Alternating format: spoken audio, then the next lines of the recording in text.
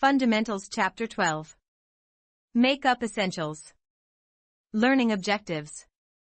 After completing this chapter, you will be able to explain makeup essentials as it relates to an esthetician's skill set. Describe the principles of cosmetic color theory. Use color theory to choose and coordinate makeup color selection. Identify face shapes and proportions for makeup applications. Describe the different types of cosmetics and their uses. Prepare the makeup station and supplies for clients. Follow infection control requirements for makeup services. Conduct a thorough makeup consultation with a client.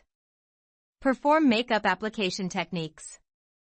Use highlighting and contouring techniques for balance and proportion. Create makeup looks for special occasions. Apply makeup for the camera and special events. Recognize the benefits of camouflage makeup. Demonstrate the application of artificial eyelashes. Describe tinting lashes and brows on a makeup client. Explain the benefits of permanent makeup application. Describe the benefits of a career in makeup. Explain makeup essentials as it relates to an esthetician's skill set. Whether you are interested in makeup as a standalone career or as a complement to your aesthetics practice, having foundational knowledge of the skin is the hallmark of great makeup. The skin is the canvas the makeup artist works on, therefore, the makeup artist with training in aesthetics has a distinct advantage and more opportunities available. Makeup can boost your client's confidence in their appearance, which is, in itself, a rewarding experience, but it can also be a lucrative addition to an esthetician's repertoire. The cosmetics industry is a multi-billion-dollar enterprise. Sales often remain steady despite the tightening of budgets at home as clients seek the latest makeup trends or to simply enhance their looks. The art of makeup can open many doors to a rewarding, diverse, and stable career. Estheticians should have a thorough understanding of makeup because makeup knowledge and application skills add another element of expertise to enhance your reputation, grow your clientele, and increase menu services and revenues. Clients rely on makeup artists to design fresh makeup looks ranging from beauty and fashion to edgy and editorial. The makeup industry's seasonal creation of new products can offer opportunities to retail the latest color and create new looks for your clients. The understanding of products, color theory, makeup techniques, facial feature analysis are all part of being a successful makeup artist. Educated estheticians will be confident when providing consultations, product recommendations, makeup applications, and lash procedures. Describe the principles of cosmetic color theory. The art of makeup has very few rules. Color can be used to create mood, emotion, and harmony. However, your selection of colors will depend on the rules of color theory. Color theory is the foundation of color selection, impacting every area of makeup from foundations to blush, eyeshadow, and lipsticks. It is important in helping clients resolve issues and create a harmonious look on every face.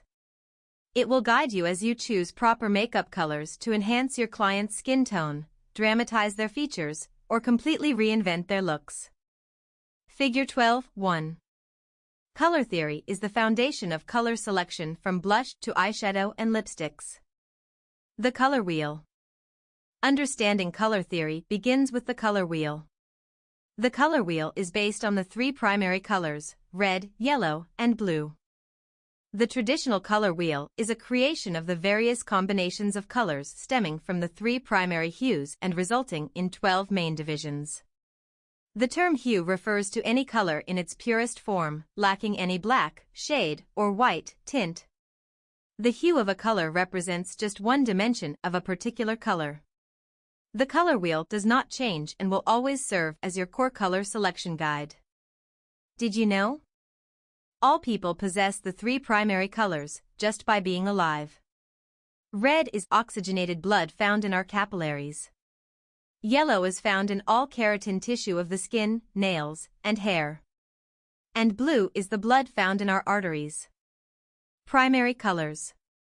Primary colors are fundamental colors that cannot be obtained from a mixture. The primary colors are red, yellow, and blue. These are the main spectral colors of light seen in a prism from sunlight. Figure 12.2. Primary colors. Secondary colors. Secondary colors are obtained by mixing equal parts of two primary colors. The secondary colors include orange, green, and violet. Red, primary, mixed with yellow, primary, makes orange, secondary. Red, primary, mixed with blue, primary, makes violet, secondary. Yellow, primary, mixed with blue, primary, makes green, secondary. Notice on the color wheel the triangular positioning of the primary colors in relation to one another and how the secondary colors fall between them. Figure 12.3. Secondary colors. Tertiary colors. Tertiary colors are formed by mixing equal amounts of a primary color and its neighboring secondary color on the color wheel. These colors are named by primary color first, secondary color second. For example, when we mix blue, primary, with violet, secondary, we call the resulting color blue-violet, tertiary. Other examples of tertiary colors include blue-green, yellow-green, olive, orange-red, vermilion, red-violet, and yellow-orange. These are the final 6 colors of the traditional color wheel. Earth tones, colors such as brown and khaki, are tertiary colors that are created by mixing 3 primary colors together. Figure 12.4.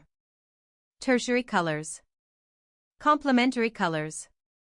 Complementary colors are colors that fall directly across from each other on the color wheel. When used next to each other, they create a distinct contrast, with each intensifying the appearance of the other. This can be beneficial when you want a particular color to clearly stand out. For example, if you place blue next to orange, the blue seems bluer and the orange seems brighter. Complementary colors are frequently used when the goal of a makeup application is a vibrant, dynamic, and dramatic look, such as emphasizing eye color. Figure 12.5. Complementary colors. Analogous colors.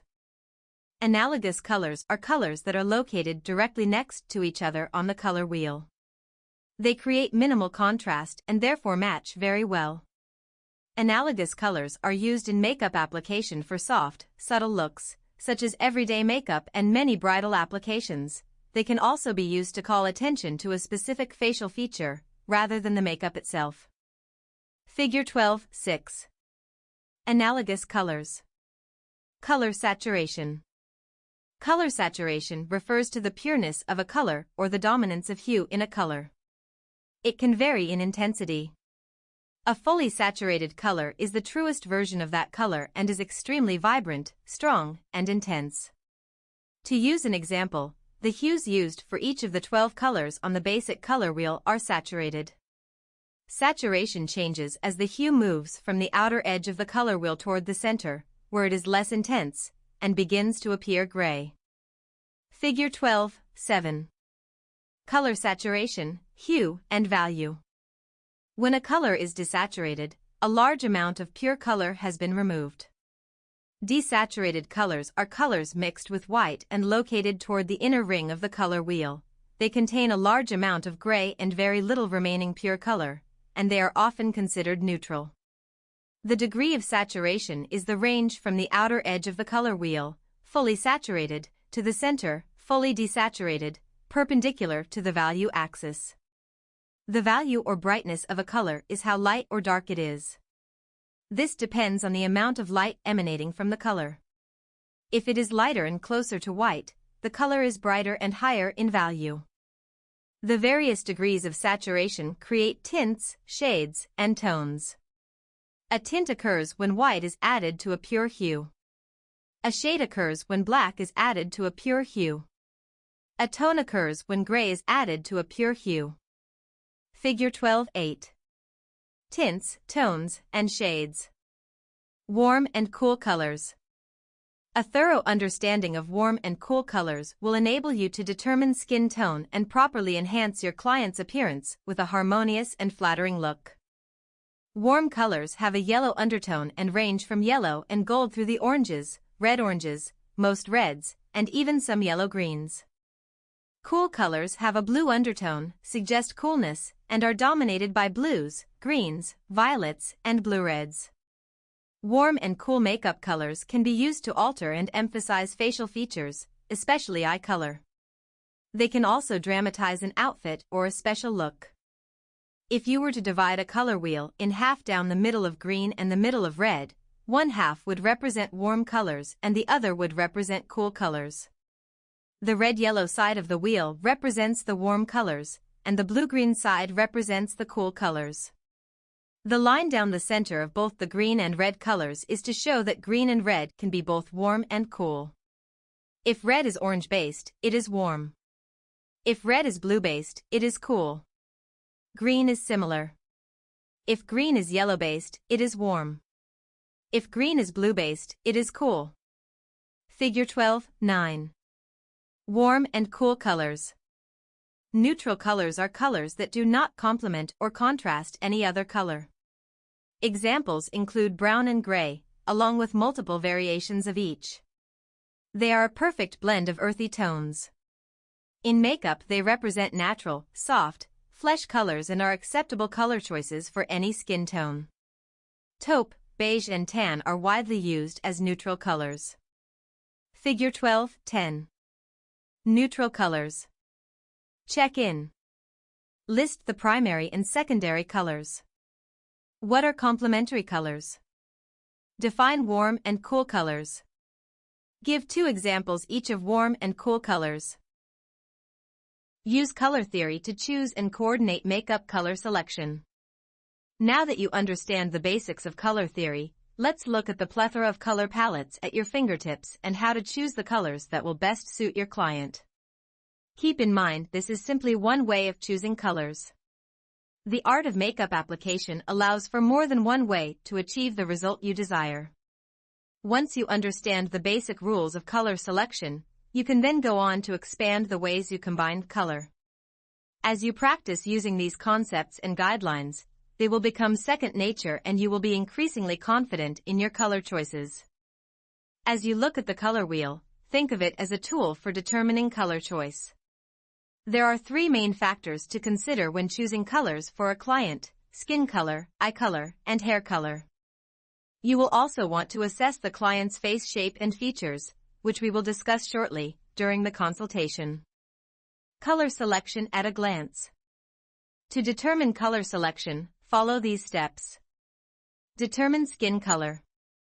Light, medium, or dark. Warm, cool, or neutral. Determine eye color. Blue, green, brown, other. Determine hair color. Warm or cool. Once you have identified these 3 key areas, you can begin your color selections by choosing eye makeup colors based on complementary or contrasting colors and coordinating cheek and lip colors within the same color family. The best thing about choosing colors is the unlimited number of choices you have. Try one or all methods of choosing color. You can choose colors based on eye color and skin tone, or you might find that working with complementary colors makes you feel more comfortable. Determine skin color. When determining skin color, you must first decide if the skin is fair, medium, or dark. Regardless of ethnic background, skin varies in color and tone from person to person. The tone of the skin is also known as hue. In terms of skin, tone is used to describe the warmth or coolness of a color and is generally classified as light, medium, or dark. Then determine whether the undertone is warm or cool. There are 3 general undertones. Cool colors, pink, red, or bluish undertones. Warm colors, yellow, peachy, or golden undertones. Neutral colors, a mix of warm and cool undertones. To determine the client's undertone, use the neck or forearm. If the client is frequently exposed to the sun, then use the neck as the primary indicator of skin undertone. In natural light, place a white piece of paper or cloth next to clean skin and determine the color that is most apparent. Look for yellow, red, pink, green, olive, or blue, brown undertones. Cool undertones will include pink and bluish hues. Warm undertones will range from peach to yellow and gold. Did you know? The majority of the world's population has a warm skin color with yellow undertones. Undertone also applies to makeup products. You may have heard people refer to a color as having a lot of blue in it. This does not mean that the color is a true blue. Rather, it means that a blue pigment was mixed to create that cosmetic formula. For example, deep red lipsticks are manufactured with a blue base. Refer to Table 12:1 to reference skin tones and undertones. Refer to Table 12:2 for color intensity of the skin and determining the best colors based on the tone and undertone. Table 12:1. Identifying skin tones and undertones. Table 12:2. Color intensity. Pink cool/warm pink can be either warm or cool depending on the intensity and undertone. Pink combines well with other shades and tints of blue, black, green, yellow, gray, purple, brown, beige, and white. Blue cool blue is complementary to most skin tones. Lighter blues enhance darker skin, while darker blue brings out color and is complementary to lighter skin. Blue combines well with almost all other colors. Purple cool/warm mixed with pale tints of orchid and lavender, purple is cool. Darker shades, plum, with red undertones are warm. Purple with red undertones can bring out red in skin with rosacea or acne. Purple combines well with pink, white, gray, soft blue, beige, black, and pale yellow.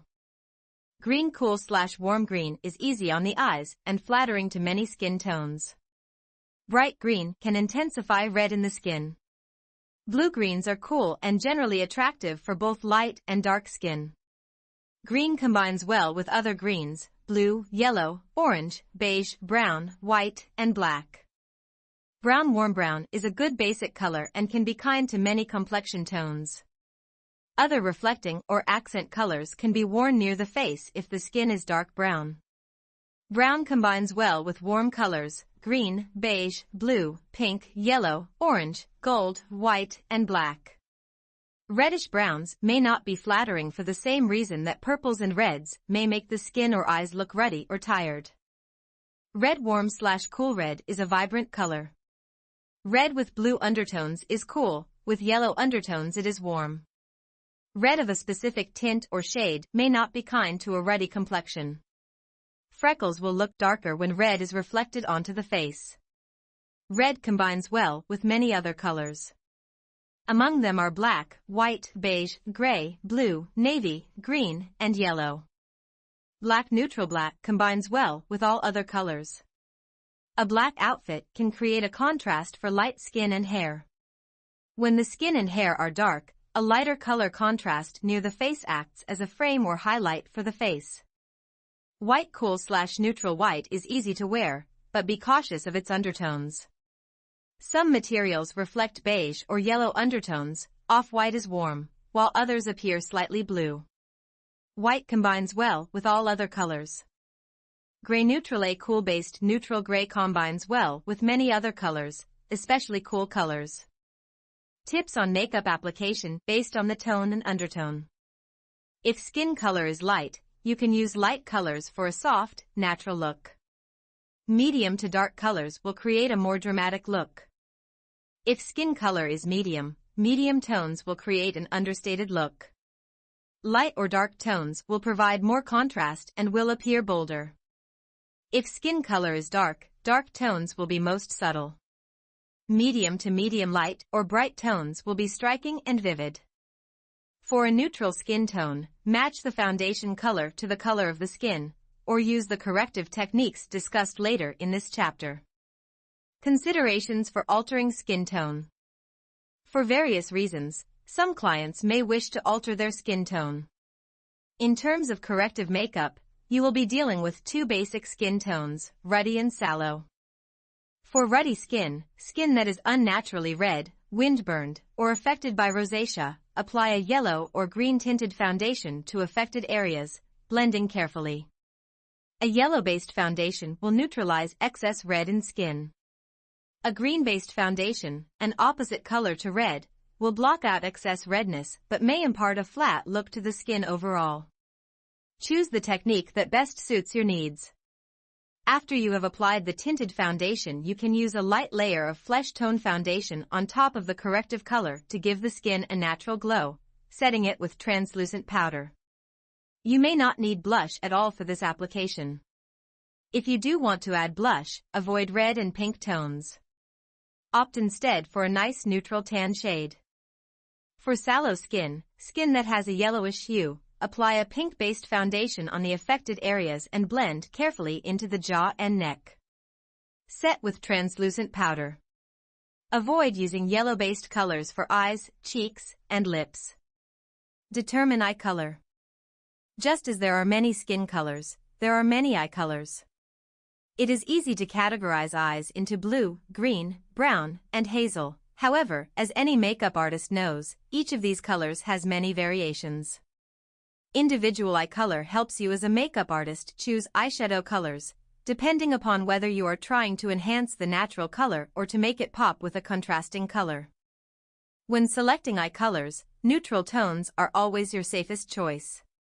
They contain elements of warm and cool, plus they complement any skin color, eye color, or hair color. Neutral colors range from taupe to brown, and from gray to white or black. They may have a warm or cool base. For example, plum brown, charcoal gray, and blue-gray are considered cool neutrals. An orange brown is considered a warm neutral. Matching shadow color with eye color creates a monochromatic field with a less dramatic depth of contrast. Selecting eyeshadows in complementary colors will emphasize the eyes most. You may refer back to the color wheel for additional help in determining complementary eyeshadow colors.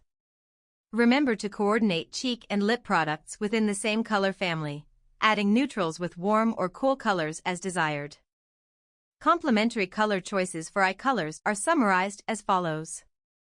Complementary colors for blue eyes. Orange is the complementary color to blue. Because orange contains yellow and red, shadows with any of these colors in them will make eyes look bluer. Common choices include gold, warm orange browns like peach and copper, red browns like mauves and plums, and neutrals like taupe or camel. Figure 12:11. Complementary colors for blue eyes.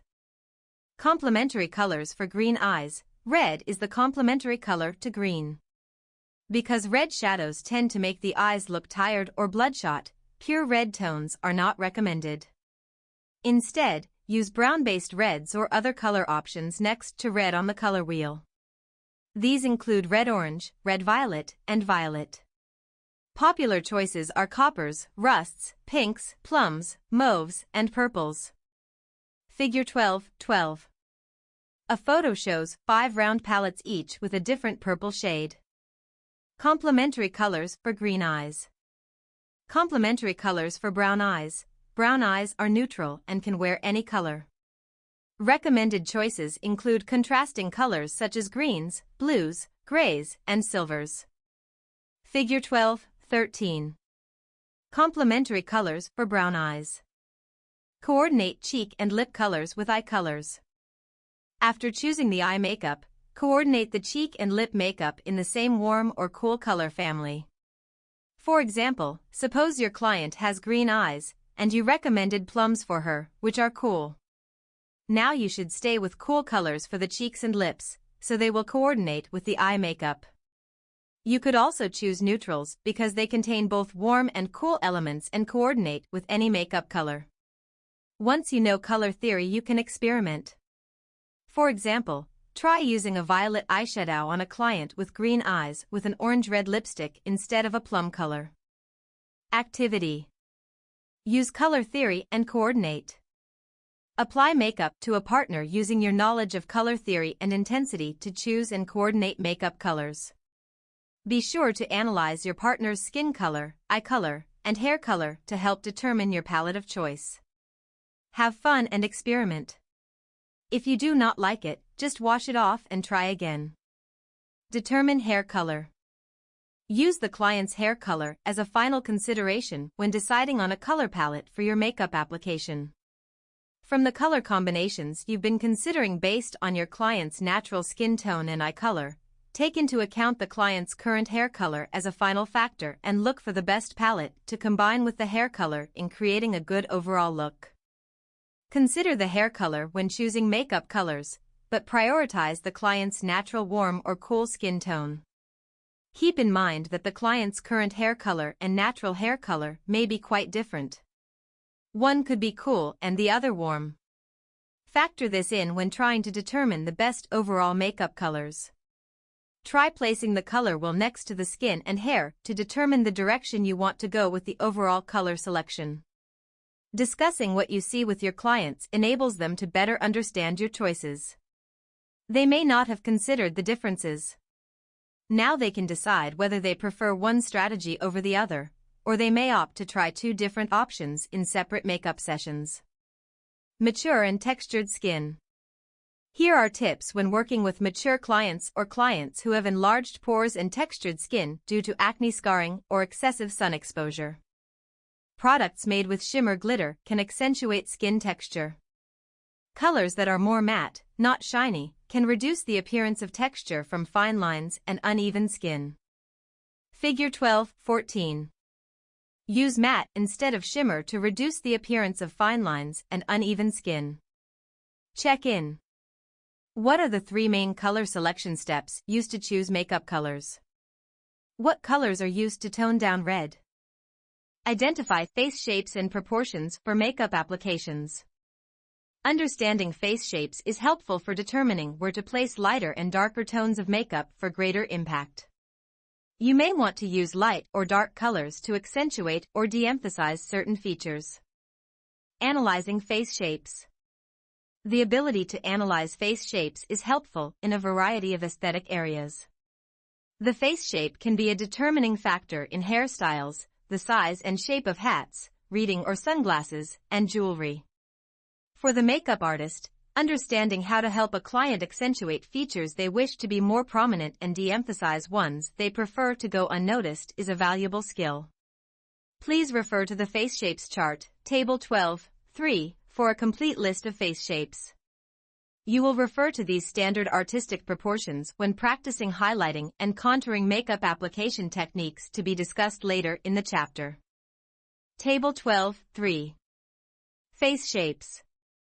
Oval widest at the temple and forehead, tapering down to a curved chin. This is considered the ideal facial shape because of its balance and overall look of symmetry. Round this face is widest at the cheekbone area and is usually not much longer than it is wide, having a softly rounded jawline, short chin, and rounded hairline over a rather full forehead. Square this face has a wide, angular jawline and forehead. The lines of this face are straight and angular. Rectangle this face shape is long and narrow. The cheeks are often hollowed under prominent cheekbones. Corrective makeup can be applied to create the illusion of width across the cheekbone line, making the face appear shorter and wider. Triangle like a pyramid, this face is widest at its base or jawline, tapering up to slightly narrower cheeks and reaching its apex at a narrow forehead. A jaw that is wider than the forehead characterizes the pear-shaped face. Corrective makeup can be applied to create width at the forehead, slenderize the jawline, and add length to the face. Heart. This facial shape is wide at the temple and forehead area and tapers down to a narrow chin, forming a heart shape, inverted triangle. It is usually soft rather than angular, and has some prominence in the cheekbone area. Diamond. Widest at the cheekbones, this face has a narrow chin and forehead. It is angular in form, and the measurements of the jaw and hairline are approximately the same. Oval-shaped face. As professionals in today's modern world, we are well aware that there is no such thing as the perfect face. All clients are perfect in their own way. While all face shapes are attractive in their own way, the oval face with well-proportioned features has long been considered the ideal. The face is divided into 3 equal horizontal sections. The first third is measured from the hairline to the tops of the eyebrows. The second third is measured from the tops of the eyebrows to the tip of the nose. The last third is measured from the tip of the nose to the bottom of the chin. The oval face is about 1.5 times longer than its width across the brow. The ideal distance between the eyes is the width of one eye. Figure 12-15. The oval-shaped face. Check in. Why is analyzing face shapes an important skill? What are the 7 basic face shapes? Describe the different types of cosmetics and their uses. Most products come in several forms, including powders, creams, and liquids, in an assortment of containers and packages. Makeup formulations are evolving with a focus on maintaining healthier skin. Let's take a look at the product formulations, application techniques, and facial features of each type of product currently available. Figure 12-16. Assorted makeup products. Foundation. Foundation, also known as base makeup, is a tinted cosmetic used to even out skin tone and color, conceal imperfections, and protect the skin from the outside elements of climate, dirt, and pollution. Dark circles, blemishes, pigmentation, redness, and other concerns can be neutralized with foundation. Face makeup comes in different forms, mainly cream, liquid, powder, and mineral. Most people may need different makeup colors in the summer, darker, and winter, lighter. Foundations that usually contain mineral oil or other oils are referred to as oil-based. These products are a good choice for normal to dry skin. Oil-free products are referred to as water-based. Water-based foundations generally give a more matte, non-shiny, dull finish and help conceal minor blemishes and discolorations. These foundations are preferred for oily skin and sensitive skin. Silicone-based products are good for occluding the skin and proving a more even surface. They can also diffuse imperfections. Silicone-based makeup is also more durable for prolonged wear and is an excellent choice for bridal makeup. Alcohol-based makeup is also available for extreme durability and is popular with special effects artists as well as for temporary tattoos. Alcohol-based makeup is not ideal for prolonged wear as it can exacerbate dry skin. Did you know? Familiarize yourself with vegan-friendly makeup and cruelty-free makeup. Some clients may wish to be exposed to only animal-free products or products that are not tested on animals. Product ingredients continue to advance. The ingredients of a foundation consist mainly of water, emollient bases, humectants, pigments, binders, fragrances, and preservatives. Sunscreen, plant extracts, vitamins, and other ingredients beneficial to the skin are also added to some face makeup. Figures 12-17A and 12-17B. Different types of foundations, A, and some examples of foundation color swatches, B. Some liquid foundations are combinations of organic and inorganic pigments in alcohol and water-based solutions. Bentonite, a clay base, is added to help keep the products blended and absorb excess oil. The liquid formulation is generally suited for clients with oily to normal skin conditions who desire sheer to medium coverage. Other liquid foundations are oil-based. Focus on BB and CC creams. As discussed in Chapter 6, BB creams are multitasking products for daytime use that include a moisturizing day cream, sun protection, makeup foundation coverage, age prevention, and corrective ingredients all in one easy step and can be found for all skin types. A spin-off, CC cream, Color and Correct, is similar to a BB cream but provides heavier coverage, similar to a concealer. CC creams also have added lighteners and brighteners to help improve skin discolorations. Cream foundations are thicker and give medium to heavier coverage. They are generally suited for dry to normal skin. Cake makeup, also known as pancake makeup, is a heavy cream foundation. It is normally applied to the face with a moistened cosmetic sponge, and is used for theater and film, or whenever extreme coverage is needed. Grease paint is a heavy cream makeup used for theatrical purposes. Certain makeup products are created for effect and work beautifully for short periods of time and for smaller areas of coverage. Most theatrical and effect makeup is made with alcohols and oils that can be comedogenic. Be sure to recommend a good skincare routine with an effective but gentle cleanser. Powder foundations consist of a powder base mixed with a coloring agent, pigment. Cream to powder foundations are moist on application but dry to a powdery finish. Primers are liquids or silicone-based formulas designed to go underneath foundation and other products to prepare the skin for makeup and to help keep the product on the skin. Primers provide a smooth surface for the makeup, while keeping product off the skin so that it is not broken down by the natural oils of the skin. Mineral makeup. Mineral makeup is composed of minerals and other ingredients and is designed to be healthy for the skin. A mineral-based foundation is considered more non-comedogenic, less likely to clog pores, and natural than liquid foundations. This makeup is not as heavy as other types of products.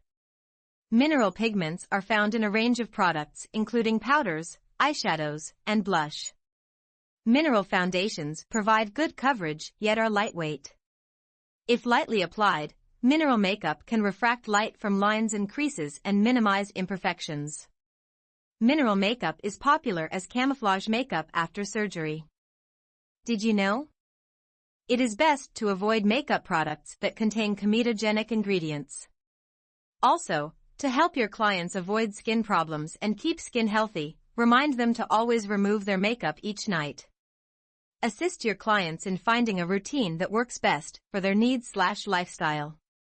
For example, remove makeup with a facial cleanser, tepid water, and washcloths, and for gym or travel try makeup remover wipes, for occasional use only.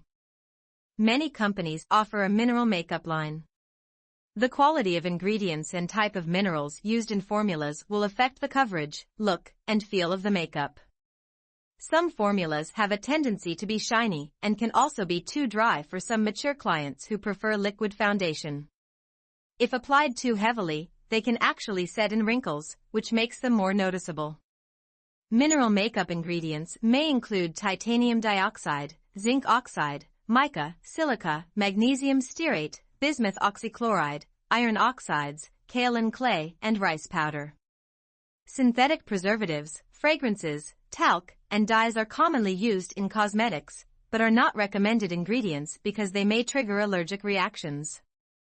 Concealer. Concealers are used to cover blemishes and discolorations and may be applied before or after foundation. They are available in pots, pencils, wands, and sticks in a range of colors to coordinate with or match skin tones. Concealers may contain moisturizers or control oil, depending on the formulation. The chemical composition of concealers is similar to that of cream foundation. Face powder. Face powder is used to add a matte, or non-shiny, finish to the face. It enhances the skin's natural color, helping to conceal minor blemishes and discolorations, and diminish excessive color and shine. Face powder is also used to set foundation. Loose powder and pressed powder are the two most widely used forms of face powder. Both types have the same basic composition. Pressed powders are compressed and held together with binders so that they will not crumble. Face powders are available in a variety of tints and shades and in different weights, sheer to heavy. Coverage depends on the weight, formulation, and application. Face powders consist of a powder base mixed with a coloring agent, pigment. Ingredients in powders may include talc, zinc oxide, titanium dioxide, dimethicone, kaolin, tocopherol acetate, zinc stearate, and magnesium stearate. Figure 12-19. Face powder. Blush. Cheek color is available in cream, liquid, dry, pressed, and loose powder form. Blush gives the face a natural-looking glow and helps create facial balance. Figure 12-20. Blush. Powder blush is the most common cheek color and consists of ingredients similar to powders with colorants added. Cream or gel cheek colors resemble cream foundation and are generally preferred for dry and normal skin. Cream and liquid blush fall into two categories, oil-based and emulsions. Oil-based formulations are combinations of pigments in an oil or fat base. Blends of waxes, carnauba wax and ozocurite, and oily liquids, isopropyl myristate and hexadecyl stearate, create a water-resistant product. In addition, cream cheek colors contain water, dyes, thickeners, and a variety of surfactants or detergents that enable particles to penetrate the hair follicles and cracks in the skin. Because these ingredients can potentially clog the follicles, it is important to remind clients to remove their makeup each night. Highlighter. Highlighters are lighter than the client's skin color, and they accentuate and bring out features such as the brow bone under the eyebrow, the temples, the chin, and the cheekbones. They are typically found in liquid and powder forms. Eyeshadow. Eyeshadows accentuate and contour the eyes. Eyeshadow colors come in an endless variety, from warm to cool, neutral to bright, and light to dark. Some powder eyeshadows are designed to be used either wet or dry. They also come in a variety of finishes including matte or shimmer. Eyeshadow is available in cream, pressed, and dry powder form. Stick and cream shadows are water-based with oil, petrolatum, thickeners, wax, perfume, preservatives, and color added. Water-resistant shadows have a solvent base, such as mineral spirits. Pressed and dry powder eyeshadow ingredients are similar to pressed face powder, mineral makeup, and blush. Figure 12.21. Eyeshadow. Eyeliners. Eyeliner is used to emphasize the eyes. It is available in pencil, liquid, and pressed, cake form. With eyeliner, you can create a line on the eyelid close to the lashes to make the eyes appear larger and the lashes fuller. Pencil is the most commonly used liner. Liquid or gel eyeliners create a more dramatic look. Powder liners and eyeshadows can be applied wet or dry. When applied wet, they are more vivid and stay on longer than when applied dry. Eyeliner pencils consist of a wax, paraffin, or hardened oil base, petrolatum, with a variety of additives to create color.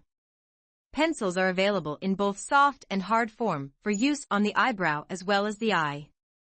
Eyeliners contain ingredients such as alkanolamine, a fatty alcohol, cellulose ether, polyvinyl pyrrolidone, methylparaben, antioxidants, perfumes, and titanium dioxide. Eyebrow color.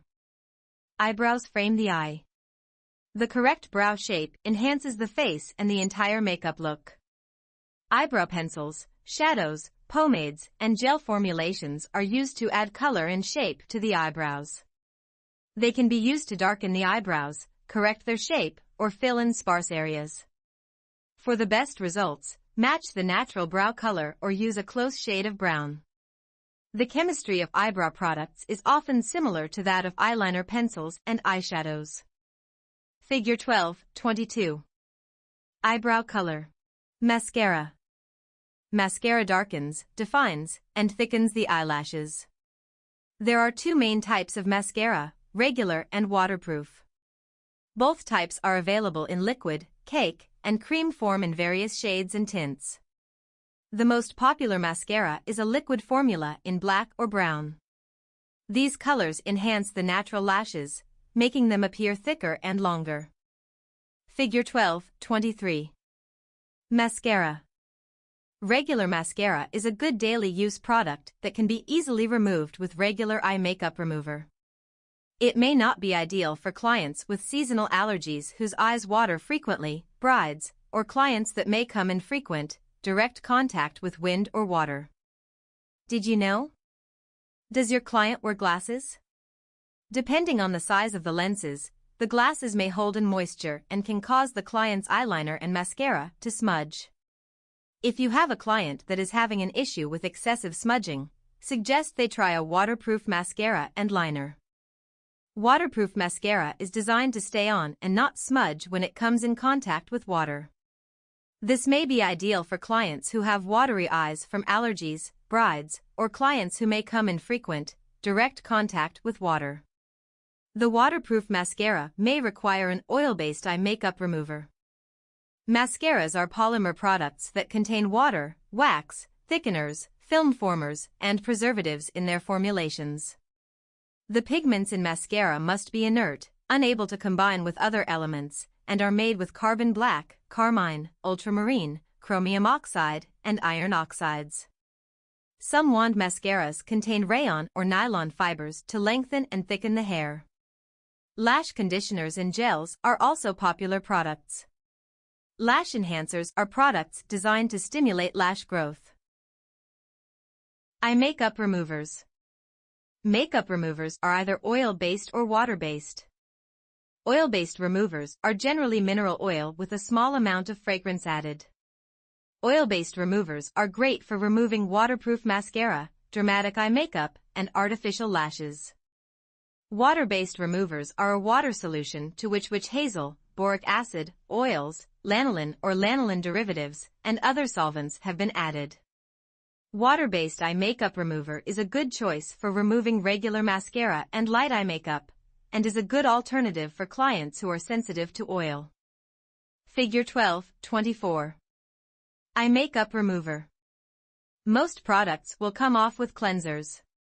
It is not recommended to remove eye makeup while wearing contacts as this can irritate the eye. Lip color. Lip color, lipstick, and gloss give color to the face and provide a finish to your makeup design. Lip color worn alone enhances the face like no other product can. Some lip colors contain sunscreen to protect the lips from the harmful effects of the sun. Most contain moisturizers to keep lips from becoming dry or chapped. Lip color is available in several forms: creams, glosses, pencils, and sticks. Formulas include oils, waxes, and dyes. Castor oil is also a common ingredient in lipsticks. Other oils used are olive, mineral, sesame, cocoa butter, petroleum, lecithin, and hydrogenated vegetable. Waxes commonly included in the ingredients are paraffin, beeswax, carnauba, and candelilla. The tinting agents DNC Red No. 27, DNC Orange No. 17 Lake, and other related tints are examples of common coloring agents. Lakes are organic pigments that are formulated to be insoluble. Iron oxides, mica, and annatto are natural colorants sometimes used in lip colors. Lip gloss, plumpers, and stains are also popular. Figure 12.25. Lip color. Did you know? For persons undergoing chemotherapy or who have alopecia, lipstick can add color to the face and help detract from thinning eyebrows and lashes. Lip liner. Lip liner is a makeup product intended to fill uneven areas on the outer edges of the lips to define their shape. Lip liner is also used to outline the lips and keep lipstick inside the lip area, preventing the lip color from bleeding. Lip liner is most often found in pencil form, but consistencies vary from a firm, waxy pencil to a softer, cream pencil. Colors are available in the same broad range as lip colors, allowing you to properly match the lip liner to the chosen lip color shade. Check in. List the specific categories of products used in makeup application. Prepare the makeup station and supplies for clients. Before you begin any makeup service, you will need the necessary products, tools, and supplies to prepare your makeup kit and work area for your client. Supplies and accessories. There are many supplies and accessories that you will find useful for your makeup applications. Figure 12.26, Table 12.4. These supplies may include sponges. These are good for blending foundation, concealer, and powder. Wedge and egg-shaped sponges, known as beauty blenders, are very popular choices. Use the large, thicker end of the sponge for foundation to get more coverage and control. Use the smaller sides to blend around the eyes. Note: sponges are porous and cannot be cleaned/disinfected and used again. They must be discarded after use. Spatulas. Use spatulas to remove products such as concealer or lipstick from jars and containers. Do not put fingers into products. Use a new single-use or cleaned and disinfected spatula each time. Do not double dip. Tissues. Use tissue for blotting lipstick or powder. Wand. Use a new, single-use wand to dip into the mascara. Do not double dip. Roll the wand around in a circle rather than pumping it in and out because this dries out the mascara. Brow comb. A brow comb is a tool used to brush eyebrow hairs into the desired position, creating a finely groomed look. In addition to the comb itself, many brow combs have a brush on one side. Lash comb. A lash comb separates lashes so lashes look finished and are not clumpy or messy looking. They are used before applying mascara or when the mascara is still wet. Do not point combs or brushes toward the eyes or poke the skin. Point them up and away from the eye. If necessary, you can gently rest the side of your little pinky finger on the face to steady the application. If the client is sensitive around the eyes, let them apply the mascara. Cotton swabs. These are useful for blending under the eyes and especially when cleaning up mascara or other smudges. Paper drapes. Hand-sized towels made of paper that are inexpensive and easy to use to protect the client's clothing during a touch-up. Cleaning agents. Use brush cleaner to clean the brushes. Use hand sanitizer to clean hands, if allowed in your state, when soap and water is not available, and use a disinfectant approved by the Environmental Protection Agency, EPA, on surfaces and tools. Note: a clean brush is not acceptable for use between clients, as it needs to be disinfected. Brushes. Use them to blend powder, blush, and eyeshadows, as they work better than sponge tips or fingers. Brushes vary in size, shape, make, use, cost, and longevity. Brushes are the artist's most essential tool, as they allow for better control and blending. They also feel nicer to the skin. Brush hair types fall into two categories, natural and synthetic. Each type of bristle has distinct features, qualities, and functions. Figure 12.26. Makeup supplies. Table 12.4. Makeup supplies checklist. Equipment. Cape and draping items. EPA-registered disinfectant/cleaning supplies. Tweezers. Mirror. Hair clip/headband. Brushes. Pencil sharpener. Small scissors. Brow comb. Lash comb. Lash curler. Single-use items, spatulas, cotton swabs, mascara wands, mixing cups, sponges, tissues, applicators. Hand towel. Artist tray/palette. Gloves. Client chart. Face charts. Skincare products. Cleanser. Toner. Moisturizer. Lip conditioner. Makeup products. Primer. Foundation. Powder. Eyeshadow. Eyeliner. Mascara. Blush. Lip gloss. Lip liner. Lipstick. Concealer. Highlighter. Contour color. Disposable brushes are ideal when working with clients. If you are not using single-use brushes, then make sure you clean and disinfect synthetic brushes between clients and always have enough clean brushes on hand for multiple uses throughout the day. Art stores and brush wholesalers are good places to find a variety of brush options, and they are also cost-effective. Caution. For a brush to be able to be disinfected, it must be synthetic, not natural bristle. Most expensive brushes are natural bristle and therefore not able to be disinfected. The safest method for application is to remove a portion of the product to a palette to work from, then clean/disinfect any synthetic brushes and discard disposable brushes. Lash curler. For straight lashes, a lash curler can be used before applying mascara. Hair clips or a headband. Use hair clips or a headband to hold the hair away from the face. Remove these items and fix the client's hair before showing them the finished look. Cape. Use a cape or towel around the client's neck to protect their clothes. Put a tissue, clean towel, or single-use neck strip under the collar and around the neck, and be sure to use a new cape with every client. Tweezers. Tweezers are used to remove individual hairs from the brow area and to remove stray hairs from above, beneath, and around the eyes and chin. Types of tweezers are discussed in greater detail in Chapter 11, Hair Removal. Sharpeners. Pencil sharpeners are either plastic or metal, and they are available with different-sized sharpening holes to accommodate different-sized pencils.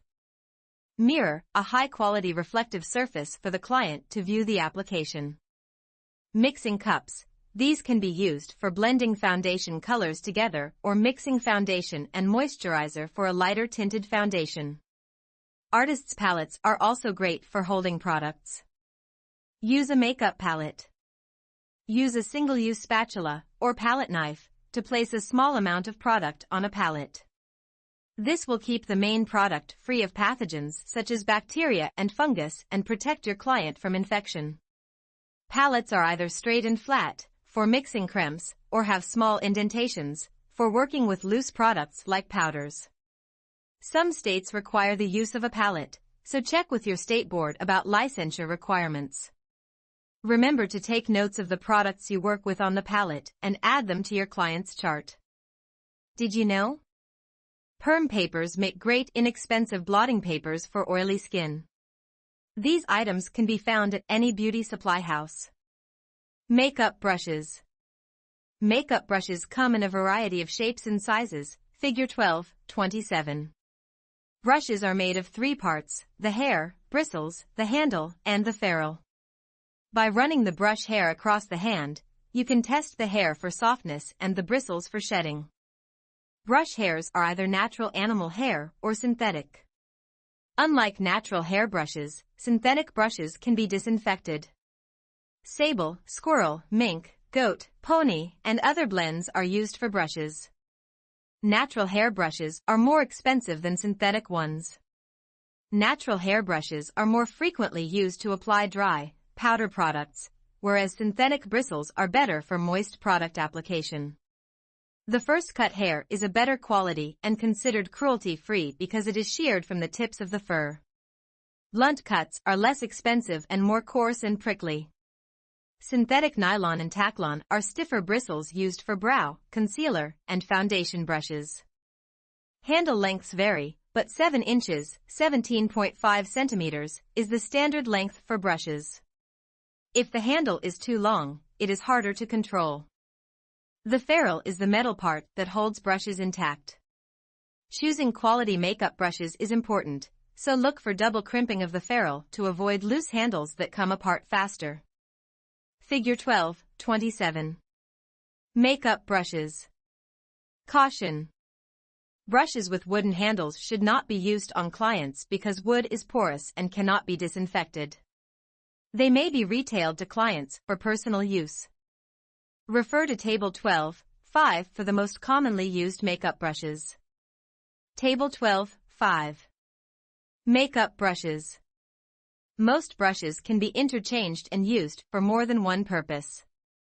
Powder brush, large, soft brush used for blending and to apply powder or blush. Blush brush, smaller, more tapered version of the powder brush used for applying powder blush, can be angled. Foundation brush, longer, flatter bristles that end in a round or oval compact shape, used for applying and blending liquid, cream, and paste foundations. Concealer brush, usually narrow and firm with a flat edge, used to apply concealer around the eyes, on blemishes, and other areas. Kabuki brushes, short brushes with dense bristles for powder or blush, mainly used in a circular motion to apply and blend powders.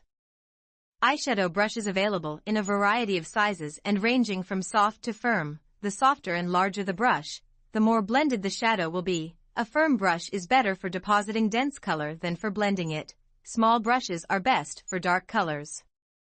Eyeliner brush, fine, tapered, firm bristles, used to apply liner to the eyes. Angle brow brush, firm, thin bristles, angled for use on the eyebrows or for eyeliner. Lash and brow brush, the comb side is used to remove excess mascara on lashes, and the brush side is for brows. Metal lash combs are also available, but plastic is ideal because it is disposable. Lip brush, similar to the concealer brush, but smaller and with a more tapered, rounded edge, also used to apply concealer. Caring for makeup brushes. If you invest in high-quality makeup brushes, you will have them for years. To use them safely for years, it is best to remove makeup from the original container and use a palette for makeup applications and cleaning/disinfection after each client. How to clean. Take good care of your brushes by cleaning them gently. A commercial cleaner can be used for quick cleaning, although spray-on instant sanitizers contain a high level of alcohol and will dry brushes over time. The alcohol does clean, but at a very high cost to the brush itself. A gentle shampoo, liquid soap, or brush solvent should be used to thoroughly clean the brushes. These products will not hurt brushes and may actually help them last longer. The brush should always be put into running or still water with the ferrule, the metal ring that keeps the bristles and handle together, pointing downward. If the brush is pointed up, the water may remove the glue that keeps the bristles in place. Rinse brushes thoroughly after cleaning. Avoid pulling on the brush bristles as this could loosen them. Because they will dry in the shape they are left in, reshape the wet bristles and lay the brushes flat to dry. How to disinfect. Brushes must be cleaned and disinfected properly after each client with liquid soap and an EPA-registered disinfectant. However, natural bristles are porous and cannot be disinfected. Disposable brushes are ideal for this reason. Wooden handles are porous and cannot be disinfected. Standard brush cleaners may not be enough to disinfect brushes for clients. Did you know? Do not leave the brushes in the disinfectant longer than necessary. This can cause them to wear out much faster. Always follow the manufacturer's instructions to preserve their longevity. Always ensure the disinfectant is mixed properly to reduce wear on brushes.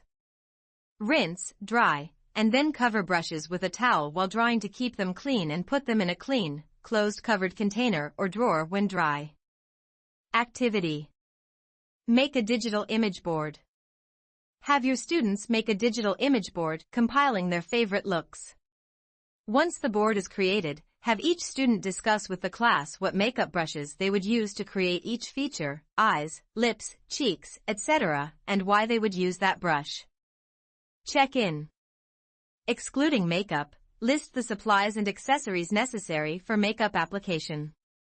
What are the types of makeup brushes? What is each kind used for, and how should they be cared for? Follow infection control requirements for makeup services. Following proper infection control is important to keep you and your clients safe. Check your local regulations for proper makeup product and brush infection control requirements. Listed here are some basic infection control rules for makeup products and services. These safety measures should be followed when applying makeup to avoid product contamination. Wash your hands before touching or applying makeup. Do not touch product contents with your fingers as this can spread bacteria from your skin, causing contamination. Do not touch open products with previously used applicators. This is called double dipping and can spread infection. Remove products with disposable, single-use spatulas and distribute onto clean palettes before applying. When using pressed powders, scrape powders with a clean spatula onto a clean palette or clean tissue before applying. Never apply lipstick, gloss, or eyebrow colors directly to the client from the container or tube. Use a spatula to remove the product, and then apply with a disposable applicator. Never apply mascara directly to the lashes from the container. Use a disposable mascara wand to remove the product, then apply with a new wand. If the product is accidentally contaminated, follow your supervisor's directions to either throw away the product or give it to your client. Do not put it back with your clean products to reuse. To clean multi-use applicators, pencils, and testers, follow these guidelines. Applicators, use new or disinfected applicators, brushes, wands, and spatulas to distribute products. Disinfect multi-use tools after each use. Do not double-dip dirty spatulas, wands, or brushes back into products. Discard single-use applicators such as sponge tips, as these are porous and cannot be disinfected. Pencils, sharpen pencils and wipe with tissue. If they cannot be sharpened, they cannot be cleaned. Pencils with autorollers or felt tips cannot be sharpened and should never be used on a client. Sharpeners must be cleaned and disinfected after each use, ensuring that all product is removed and the blade is disinfected. Testers, keep testers clean in the retail area. To avoid contamination, assist clients who are using testers. Using fingers and double-dipping applicators will spread contaminants that can cause disease. Any contaminated makeup should be removed as a tester and discarded. Palettes and supplies. Clean and disinfect artist trays, palettes, brushes, sharpeners, and foundation mixing cups after each use. Focus on safety first. Unfortunately, some facilities do not always follow proper infection control standards for makeup station testers and applications. If you see incorrect practices, bring this to the attention of the staff to help them comply with appropriate standards. A staff training session may be necessary to remind everyone of the correct procedures. Clients will appreciate knowing the testers and applicators are clean, otherwise they may be hesitant to try products or schedule any makeup services. Check in. List at least 5 safety measures that should be followed when applying makeup to avoid product contamination. Conduct a thorough makeup consultation with a client. The client consultation is a valuable tool for both you and the client. It allows you to spend time with your client and get to know their likes and dislikes before you begin. If possible, sit down with your client and help them fill out the client questionnaire, Table 12(6). This will help you to better understand your client's needs and review their information before you begin the makeup session. Your client will appreciate that you are taking the time to work through the form with them, answering any questions they may have. Some common questions to ask during a consultation are: what are some of your needs or expectations today? Will you be attending a special occasion? Describe your makeup use. How much time do you spend applying makeup? What areas of concern would you like to focus on? What are your favorite colors? Do you have any makeup issues, example allergies or irritations? Table 12(6). The client questionnaire. Even though some of the questions listed above will be covered in the questionnaire, it is always a good idea to initiate a conversation with your client. The consultation will help to establish the parameters of work you can perform for them. Knowledge of prior illnesses, injuries, surgeries, or even whether the client wears contact lenses is useful to determine best practices for the makeup application you are planning. Once you have completed the client consultation forms, you can add client preferences such as noting colors they prefer during the makeup application on the client chart. Table 12(7). The client chart. The makeup station and consultation area. Try to have your makeup station in a visible yet semi-private area of the salon. Make sure that your makeup kit and station are cleaned and well organized before and after each client. Having good visual references at hand is also suggested as you discuss makeup styles with your client. This will help to identify the desired look. Have on-hand makeup examples to reference with your client for inspiration, such as current magazines or digital images. Be sure to update your references on a regular basis to keep current and inspired. Figure 12(28). Makeup station. Lighting. Adequate and flattering lighting is essential for makeup application. Indirect natural daylight from a large window can be good at the right time of day, but will be much more blue on a cloudy day than a clear day, and will shift toward orange at sunset. Because of this variability, even a space with window light will need reliably consistent artificial light. A bright, even, frontal light source with a daylight color balance is ideal. Placing vertical strips of lights on both sides of the makeup mirror and a horizontal strip or row just above the mirror will produce consistent light. These lights can be rows of individual bulbs or fluorescent tubes. Fluorescent tubes consume very little power and radiate far less heat than conventional bulbs, but for makeup work they must be daylight color balanced tubes. Traditional incandescent bulbs are inexpensive to purchase and are available in daylight color temperature, but they produce the most heat. LED bulbs are available in daylight color temperature and radiate much less heat than conventional bulbs. While they are more expensive to purchase than incandescent bulbs, they will save you money over time with their extremely low power consumption and long life. The lights around the makeup mirror should be the brightest light source in the room or area. If glare from overhead lights or behind the client is brighter, look for a way to turn off or block it. Focus on Makeup choices and self-confidence. Makeup can give people a lift and make them feel more attractive, thereby enhancing their self-esteem, even during the most difficult times of their lives. When working with cancer patients, makeup artists can help achieve this boost of self-confidence by focusing on their natural beauty. Always be sure to ask your clients to share their personal preferences with makeup so you can gain insight into what look may give them a lift and help them feel more attractive. Makeup lessons versus makeup application. A makeup lesson includes instruction in how to duplicate the techniques you are using on the client as you work. Allow adequate time when scheduling this service so you can answer questions and let your clients practice the techniques on themselves. In contrast, a makeup application is one where you apply the makeup, usually for an event, and the client is not given step-by-step instruction. Clients will usually ask questions while you do their makeup, and you should certainly do your best to provide useful perspective and commentary as time permits, but without slowing down the makeup application process. In cases where the client has a real desire to learn the techniques you're using, you should invite the client back for a scheduled makeup lesson. Check-in. List 5 makeup questions you should ask your client during a makeup consultation. Perform makeup application techniques.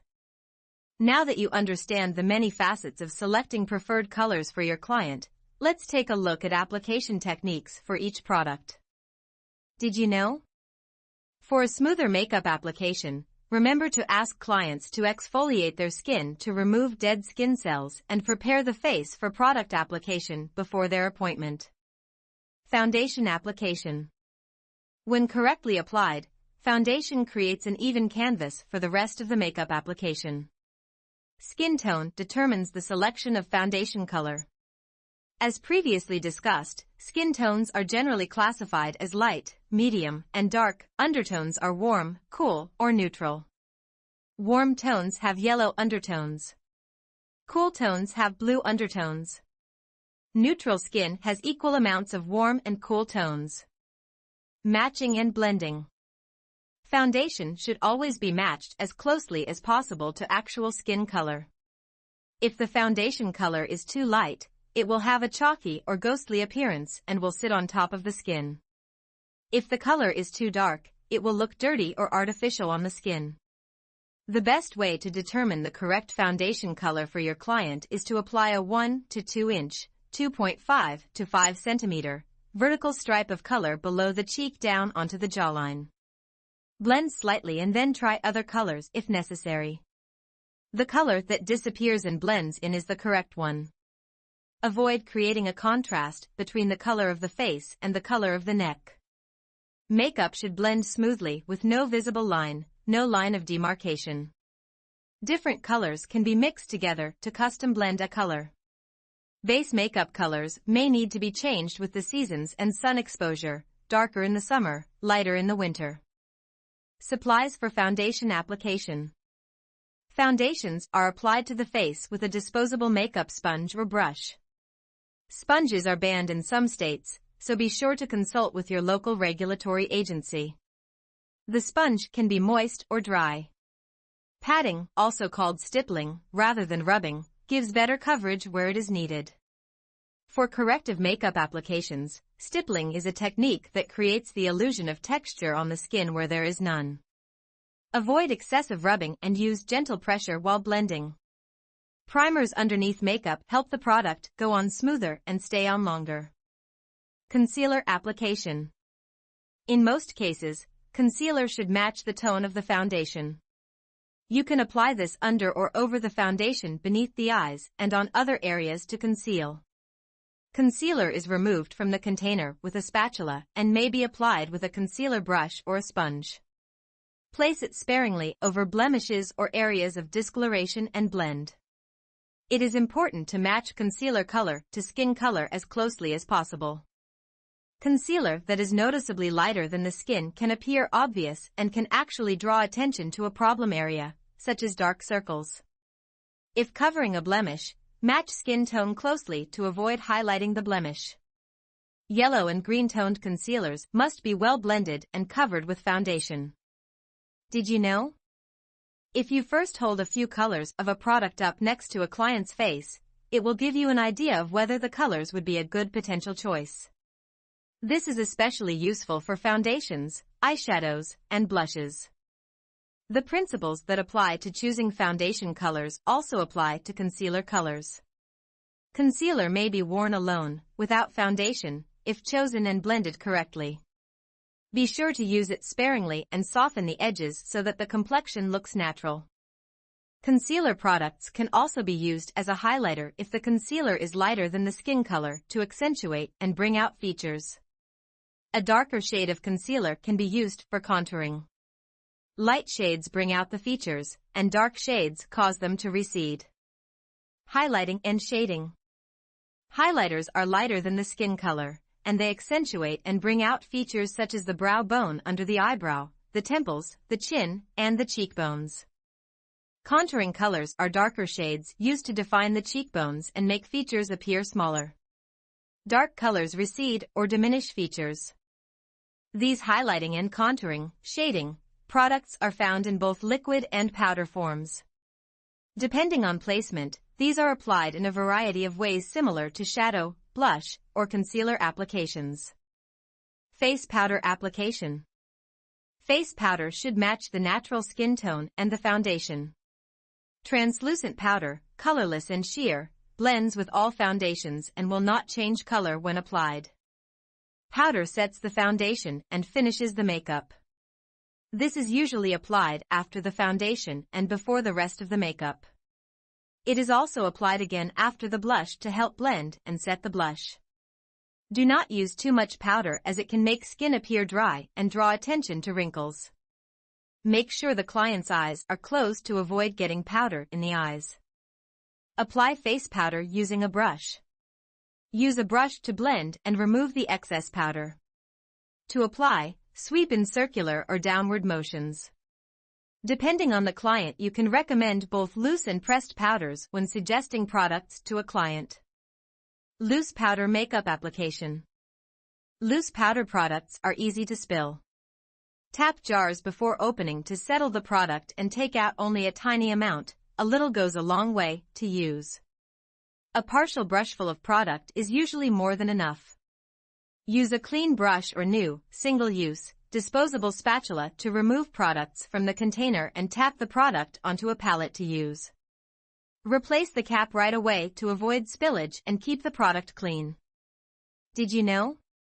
If you feel you have applied too much powder, use a water-dampened sponge to lift off the excess product.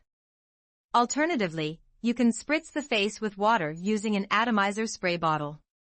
This will cut the dry look and without affecting the makeup. Pressed powder makeup application. Pressed powder is compact and easy to carry for quick touch-ups during the day. Pressed products can be turned into loose powder by loosening it up with a new, single-use spatula or disinfected or new brush. This is a faster way to remove more of the pressed product out of the container. Blush application. Blush gives color to the face and accentuates cheekbones. Choose a color that resembles the face when blushing. In most cases that is a pink to red tone, adjusting for skin color. Apply blush just below the cheekbones, blending on top of the bones toward the top of the cheeks. When you want to get the most flattering placement of the blush to accentuate the client's cheekbones, ask the client to tilt their head back on the axis of the occipital neck point. Notice how their cheekbones become more noticeable. Then slowly turn the client's head left and right. Now you have a better idea for placement. The blush domain area is no closer to the nostrils than the center of the pupil and no lower to the jawbone than an imaginary line from the tip of the nose to the middle of the ear. And the blush gently kisses the temple area but does not reach the hairline in that region. Figure 12:29. Blush application. Depending on the formulation, blush is usually applied with a brush. Creams are applied with a stiff brush or sponges. Blend the color along the cheekbone so that it fades softly into the foundation. Keep blush placement away from the nose and below the temples. Eyeshadow application. Choose colors to bring out the eyes, even if the application is subtle. When applied to the lids, Eyeshadow makes the eyes appear brighter and more expressive. Using color other than the eye color, i.e., a contrasting or complementary color, can enhance the eyes. Using light and dark contrasts also brings attention to the eyes. Did you know? When choosing powder and blush products, remember the golden rule: powder on powder, cream on cream. Generally, a darker shade of eyeshadow makes the natural color of the iris appear lighter, while a lighter shade makes the iris appear deeper. The only set rules for selecting eye makeup colors are that they should enhance the client's eyes, and color choices should be flattering. Blending is the key, especially when using dark colors. Eyeshadow colors are generally referred to as highlighters, bases, and contour/dark colors. A highlight color is lighter than the client's skin color. Popular choices include matte or iridescent, shiny. These colors highlight a specific area, such as the brow bone. A lighter color such as white will make an area appear larger. A base color is generally a medium tone that is close to the client's skin color. This color is used to even out the skin tone on the eye. It is often applied all over the lid and brow bone, from lash to brow, before other colors are applied, thus providing a smooth surface for the blending of other colors. If used this way, a matte finish is preferred. A contour color is deeper and darker than the client's skin color. It is applied to minimize a specific area, to create contour in a crease, or to define the eyelash line. Note: eye makeup primers can be used prior to applying eye makeup to help it last longer and produce truer colors. Figure 12:30. Eyeshadow application. Caution: be guided by your state on whether bracing is required for your practical exam. Some artists make small precise lines when applying any liner, eye, or lip makeup in lieu of bracing. Bracing during application. Bracing takes practice. But it is a technique using one or both hands positioned to avoid client injury, keeping your hand steady and the client safe. For bracing around the eyes, use the back side of your dominant hand on the client's face to steady yourself while using the fingers of the same hand to manipulate the applicator, brush, or pencil. Around the eye area, you may need only one hand. Sometimes a tissue is used under your hand. Many makeup artists use their opposite hand to hold their own wrist. For the eye, brace your hand just above the brow, not at the top of the head. To apply eyeshadow. Remove the product from its container with a spatula and then use a single-use applicator or clean and disinfected brush. Apply the base eye color close to the lashes on the eyelid, sweeping the color slightly upward and outward. End the color inside the outer edge of the brow. Highlighters are used under the eyebrow and on the lid. Darker colors are used in the crease. Blend to achieve the desired effect. Eyeliner application. Eyeliner accentuates the eyes. Eyeliner can be applied before or after eyeshadow. Some clients prefer eyeliner that is the same color as the lashes or mascara, for a more natural look. More intense colors may be preferred to match shadow colors or seasonal color trends. Caution: according to the American Medical Association, eye pencils should not be used to color the inner rim of the eyes. Doing so can lead to infection of the tear duct, causing tearing, blurring of vision, and permanent pigmentation of the mucous membrane lining the inside of the eye. As an alternative to pencils, eyeshadow used with a thin brush dipped in water works well as a wet liner. Dry shadow applied with a thin, firm brush also works. Gels and liquids are also popular. Liner is applied to the top and bottom edge of the eye on the outside of the lashes, not the inner part of the eye. Applying it on the inner mucous membrane can be unhealthy for the eye and can lead to infections. Like eyeshadow application, be cautious when applying eyeliner. You must have a steady hand and be sure that your client remains still. Brace your hand by gently resting the base of your hand on a tissue against the cheek of your client. Sharpen the eyeliner pencil and wipe with a clean tissue before and after each use, if needed. Also, remember to clean and disinfect the sharpener after each use. All product residue, wax/wood, must be removed from the sharpener. The sharpener should then be disinfected with a disinfectant approved in your state by either immersion or wipe/spray, if allowed. Apply short, even strokes and gentle pressure. The most common placement is close to the lash line. For powder shadow liner application, scrape a small amount onto a tissue or tray and apply to the eyes with a single-use applicator or clean brush. If desired, wet the brush before dipping into the color for a more intense and lasting color. Eyeshadow may be applied as eyeliner with an eyeliner brush to create a softer lined effect.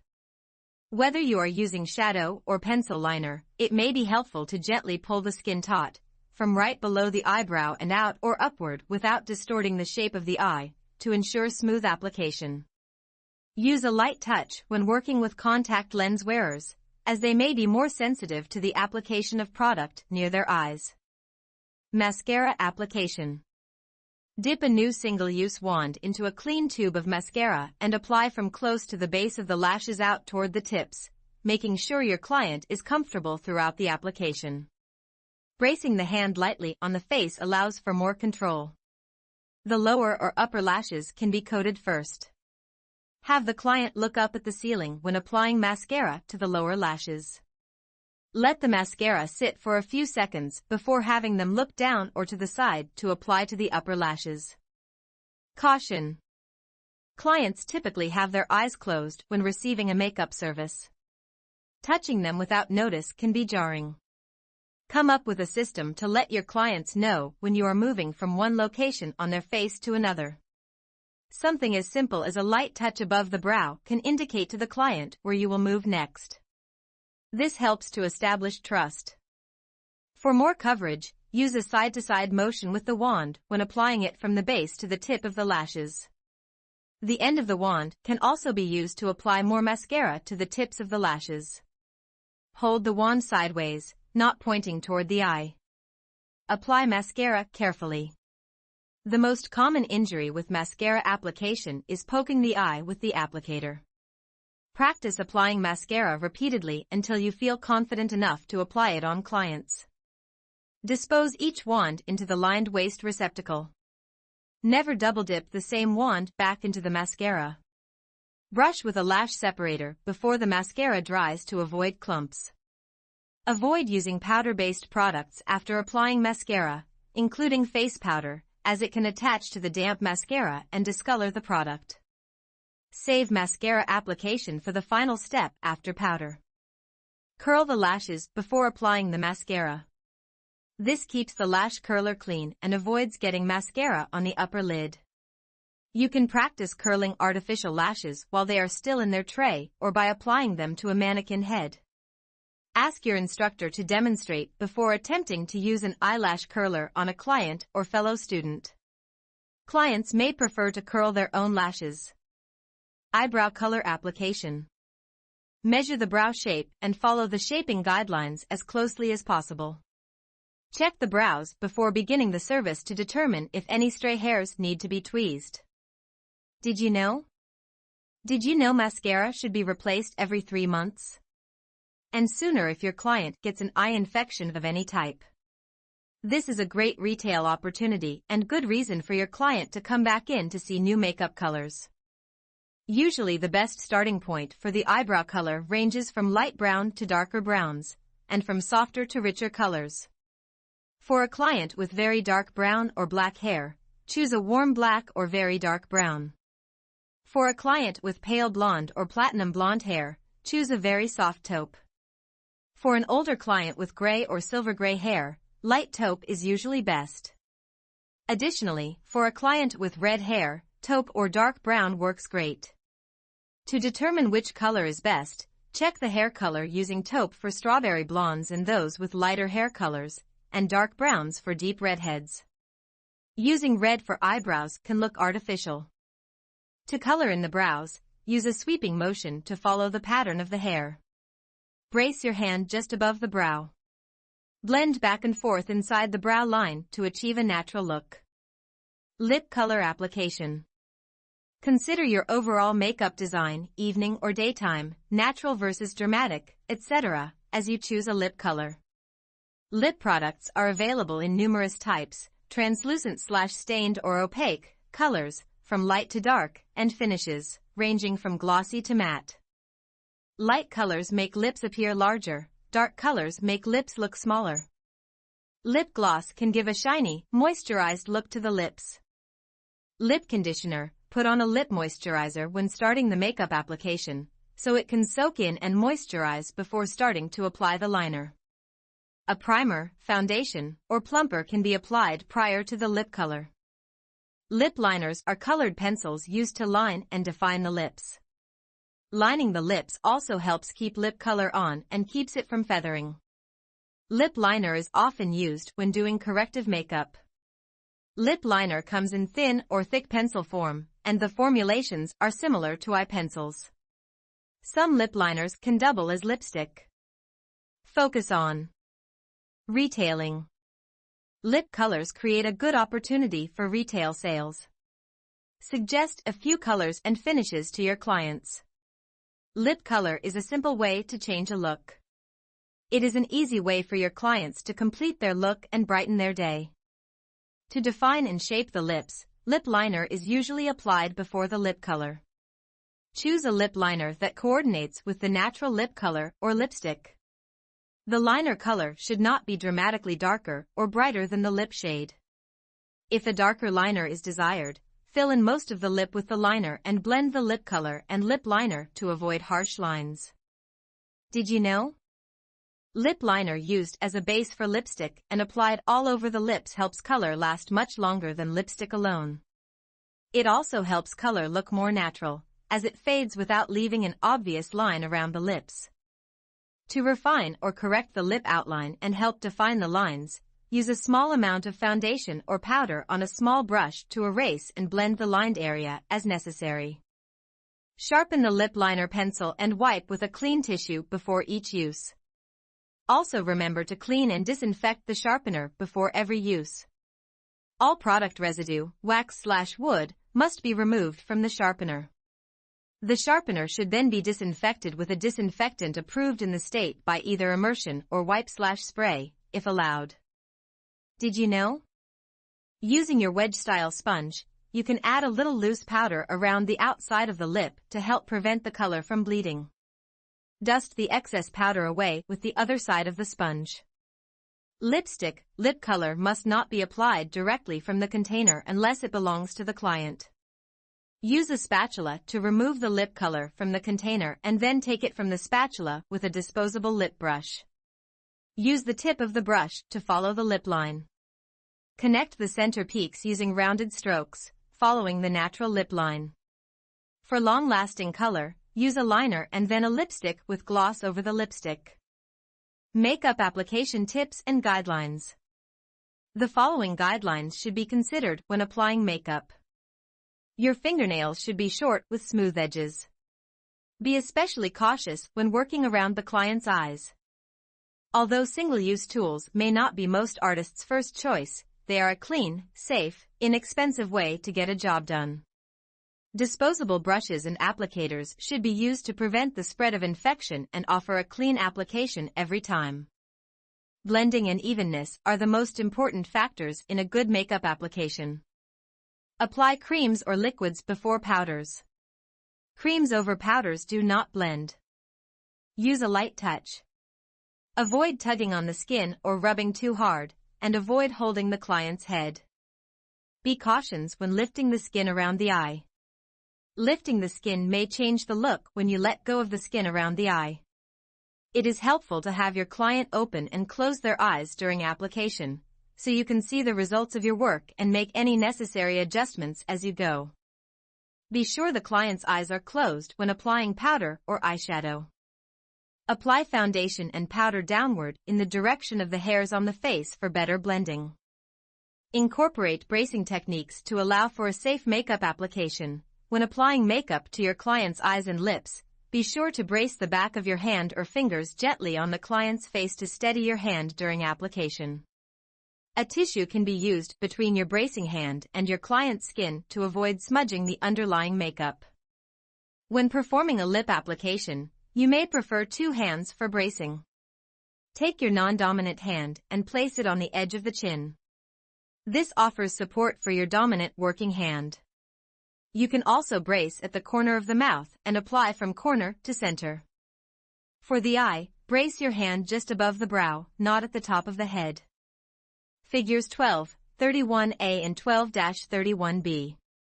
Single and double bracing near the eyes, A, and single and double bracing near the lips, B. Use highlighting and contouring techniques for balance and proportion. Highlighting and contouring use light and dark shades of makeup to draw attention to or away from particular facial features. A basic rule to keep in mind for highlighting and contouring is that highlighting a feature emphasizes, and contouring or shadowing minimizes. A highlight is created when the cosmetic used is lighter than the original foundation applied. Conversely, a contour, or shading, is formed when the product used is darker than the skin or foundation color. The use of shading, using dark colors and shades, minimizes prominent features, making them appear less noticeable.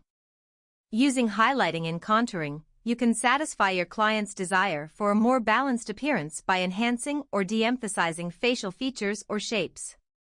Figures 12, 32A and 12-32B. Example of contour, A, and highlighting, B.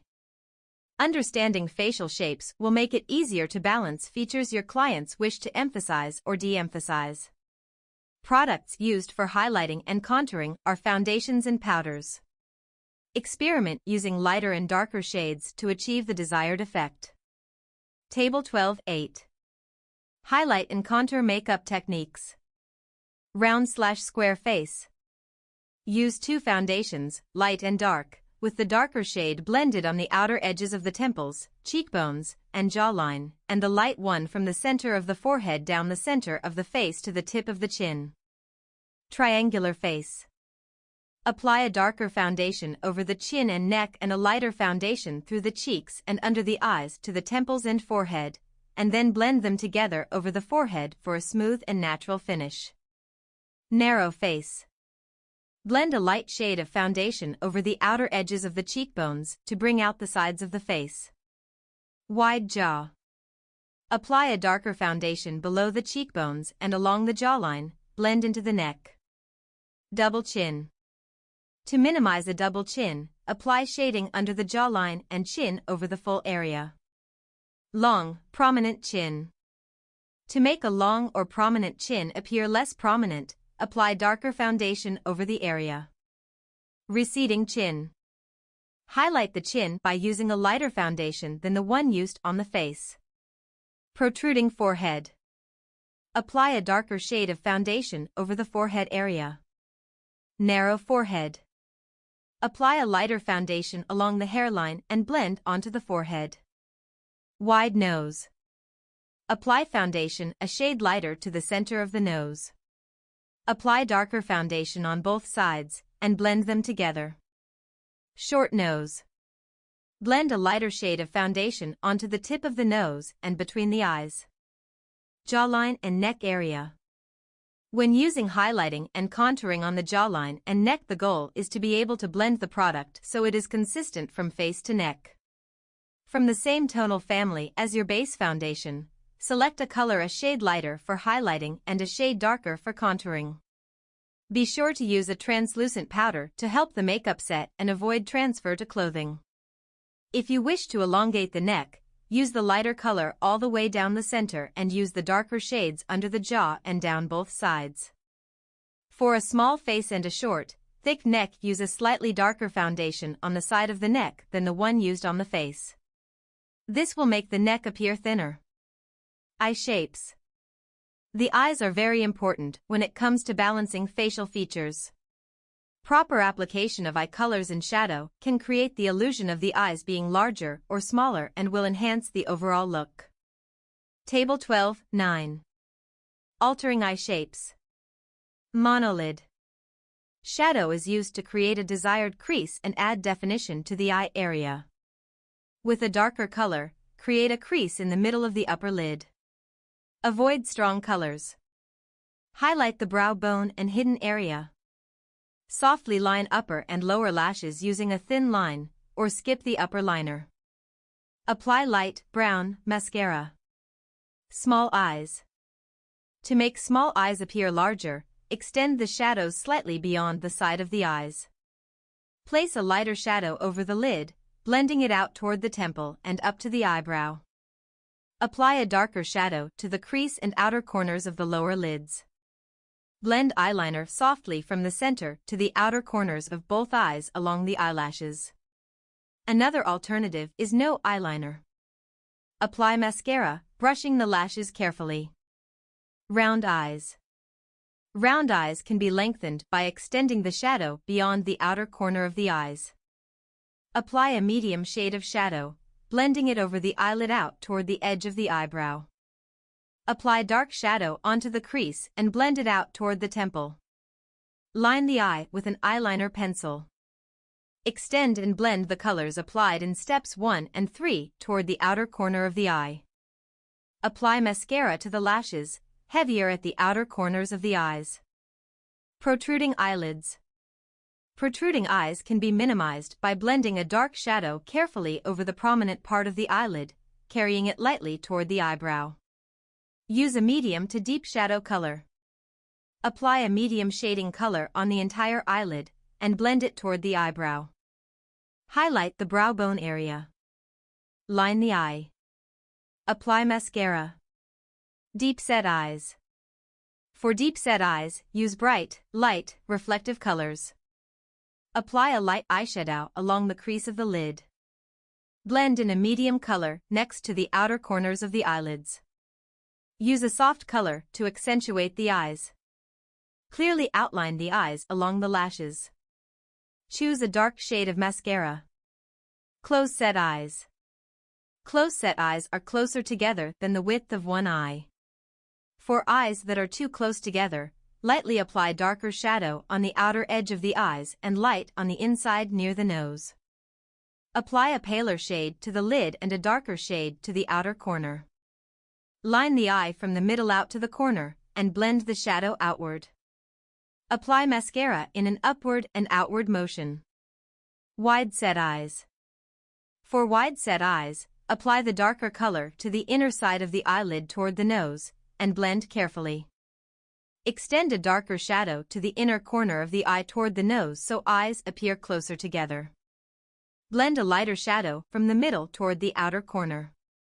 Blend the light and dark colors together in the middle so it's not obvious. Apply liner all the way to the inside edge of the eye by the nose. Apply mascara with an inward motion toward the nose. Downward sloping eyes. For drooping eyelids, shadow evenly and lightly across the lid from the edge of the eyelash line to the small crease in the eye socket. Use a light color on the lid and a medium to dark color, sparingly, above the crease. To offset the droop of the eye, which is often accompanied by a low bone structure or low lid fold, it is suggested to give the appearance of a lift to the entire eye area. Tweeze the under area of the outer portion of the brow to give a more prominent arch. Lightly apply a medium color shading shadow across the fold and smudge it up and outward. Apply highlighter directly under the arch of the brow. Apply eyeliner, if used, in a very thin line, and thicken it very slightly at the outside edge in a wedge-like point to give a lift to the eye. Close set eyes.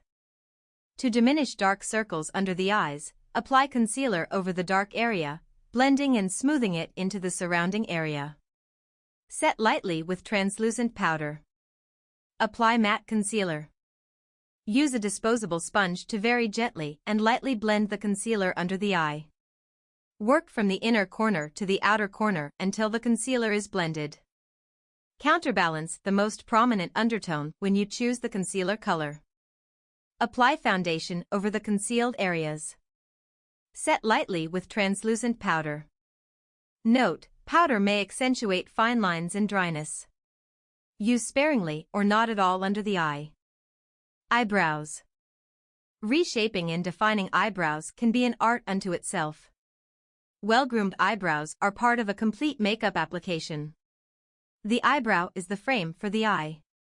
Over-tweezed eyebrows may not grow back and can make the client appear older. Use caution when removing brow hairs by either tweezing or waxing. Subtle changes in the shape of the brows can make a big difference in the client's overall look. Adjustments to eyebrow shape can also be used to enhance other facial features. Figure 12:33A and 12:33B. Eyebrows frame the eyes, dramatic, A, and natural, B. Table 12:10. Altering brow shapes. High arch. When the arch is too high, remove the superfluous hair from the top of the brow and fill in the lower part with eyebrow pencil or shadow. Build up the shape by layering color lightly until the desired effect is achieved. Low, small, forehead. A low arch gives the illusion of more height and space to a low forehead. Wide-set eyes. The eyes can be made to appear closer together by extending the eyebrow lines closer together past the inside corners of the eyes. However, care must be taken to avoid giving the client a frowning look. Close-set eyes. To make the eyes appear farther apart, widen the distance between the eyebrows and extend them slightly outward beyond the outside of the eyes. Round face. Arch the brows high and make them more angular to make the face appear narrower. Long face. Making the eyebrows almost straight, less arch, can create the illusion of a shorter face. Do not extend the eyebrow lines farther than the outside corners of the eyes. Square face. The face will appear more oval if there is a higher brow arch. When a client wants to correct their eyebrow shape, begin by removing all unnecessary hairs and then demonstrate how to use the eyebrow pencil or shadow to fill in until the natural hairs have grown in again. When there are spaces in the eyebrow hair, they can be filled in with hair-like strokes of an eyebrow pencil or a shadow applied with an angled brush. Use an eyebrow brush or makeup sponge to soften the pencil or shadow marks. The ideal eyebrow shape. The ideal eyebrow shape can be measured by using 3 lines. The first line is vertical, measuring from the widest side of the nose and inner corner of the eye upward. This is where the eyebrow should begin. For wider nostrils, rest the applicator just above the nostril for a more accurate start point. The second line is from the outer corner of the nose to the outer corner of the eye. This is where the eyebrow should end. The third line is vertical, from the outer circle of the iris, colored part of the eye, upward to the highest point of the brow arch. The client should be looking straight ahead as you determine this line. This third line is where the highest part of the brow arch would ideally be. Figure 12:34. Ideal eyebrow shape. Activity. Practice brow shapes. Draw several kinds of brow shapes on different face shapes on a piece of paper. Next, sketch in some lines and your makeup ideas showing how you would apply makeup. Of course, not everyone's eyebrows fit exactly within these measurements, so use them only as guidelines. Use the thin edge of a tool such as a small ruler, brow brush, or pencil to measure these lines. If desired, use a brow pencil to draw little dots and mark the 3 points. This also helps mark the area for hair removal. Perform. Procedure 12:1 Performing a professional makeup application. Lips. Lips are usually proportioned so that the curves or peaks of the upper lip fall directly in line with the center of each of the nostrils. In some cases, one side of the lips may differ from the other. Various lip colors and techniques can be used to create the illusion of better proportions, as illustrated in Table 12:11. It is best to follow the natural lip line as closely as possible. Table 12:11. Altering lip shapes.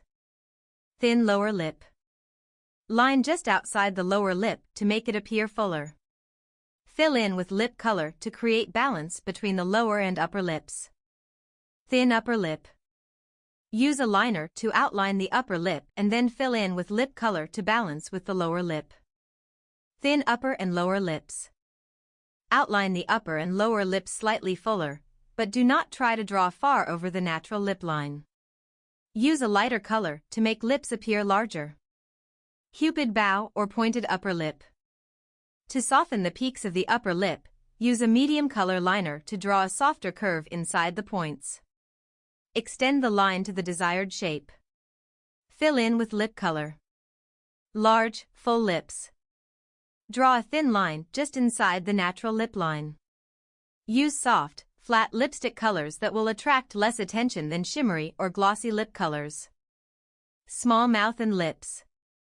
Outline both the upper and lower lips. Fill in lips with soft or shimmery colors to make them appear larger. Downturned corners. Line the lips to build up the corners of the mouth. This will minimize the drooping appearance. Fill in lips with a soft color. Asymmetrical lips.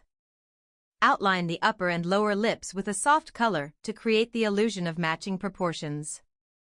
Straight upper lip. Use liner to create a slight dip in the center of the upper lip, directly beneath the nostrils. Fill in with a flattering color. Fine lines around the lips. Outline the lips with a long-lasting lip pencil, and then fill in with a product formulated to keep lip color from running into fine lines. Lighter colors work better and do not show the lines as much as dark or red colors do. Check in. What is contouring or shading used for? Where on the face could you apply a highlighter? How do you measure the ideal eyebrow shape? Create makeup looks for special occasions. When working with a client for a special occasion, try to get as much information as possible about the event.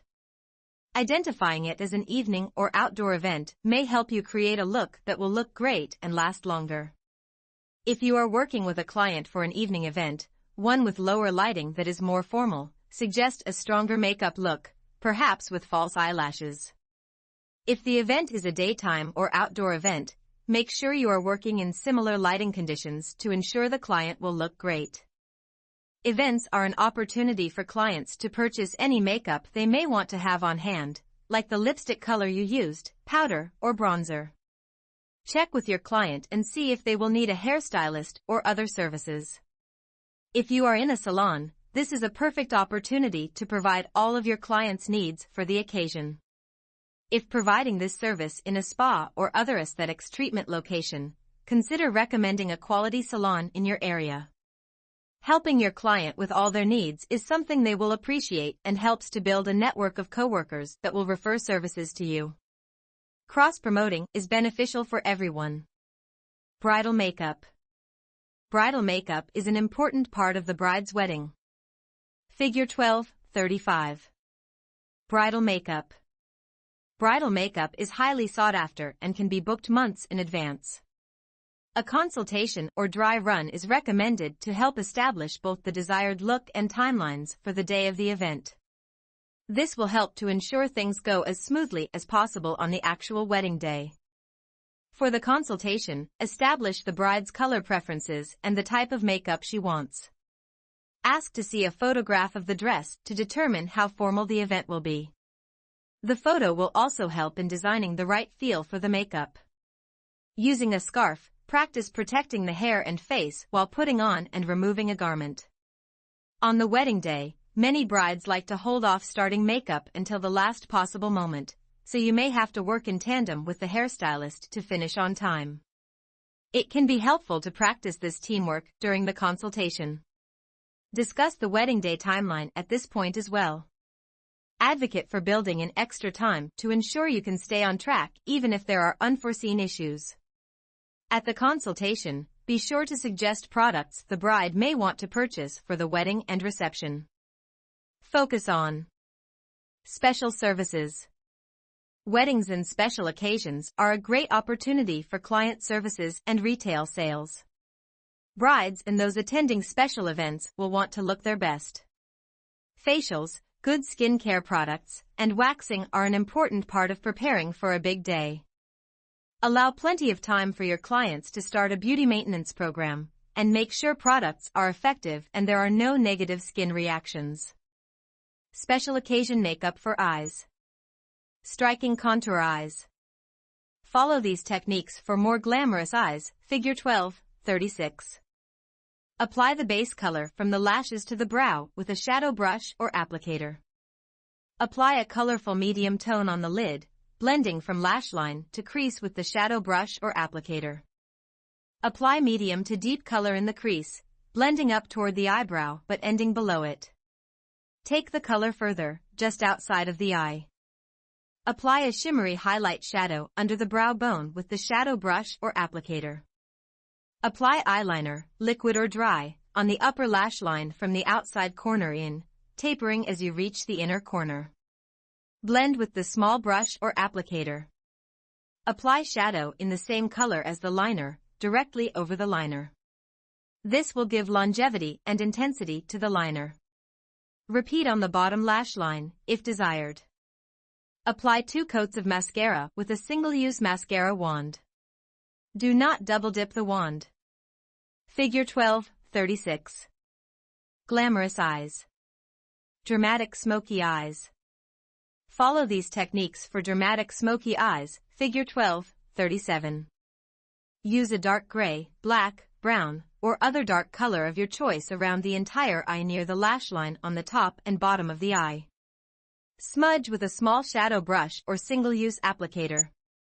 Apply dark shadow from the upper lash line to the crease, softening and blending as you approach the crease. The shadow should be dark from the outer to inner corner. You can choose either shimmery or matte finish eyeshadows. Blend out toward the edge of the brow, in a wedge shape from thickest near the eye to thin on the outside edge of color placement. Apply shadow over the liner on the lower lash line, carefully blending any hard edges. If desired, add a highlight color in a shimmering or matte finish to the upper brow area with the shadow brush or applicator. Apply 2 or 3 coats of mascara with a disposable wand. Add individual or band lashes if desired. Figure 12:37. Dramatic smoky eyes. Check-in. Why is it important to get as much information as possible about the event when applying makeup for special events? What are the important details to consider when planning bridal makeup? Apply makeup for the camera and special events. In this section, we will explore makeup for photography, film, and video. Photography and video applications. With the introduction of HD cameras, imperfections in skin and makeup suddenly became much more visible on screen. To counter this, some makeup artists began applying heavier foundation, but the heavier makeup was itself clearly visible, so this wasn't a good solution. Instead, today's makeup artists are meeting the high-def challenge through the use of carefully selected makeup products, strategically placed, resulting in a more natural look. Activity. Make your own portfolio. Make your own portfolio and try more dramatic highlighting and contouring. Take before and after pictures. Look at some makeup books to see how professional artists have created dramatic looks. The combination of HD and bright lighting can dilute the look of makeup, but that does not mean you need to apply more makeup. Adjusting the darkness of the brows and choosing slightly more intense colors for eyes, cheeks, and lips works well without the use of heavy foundation.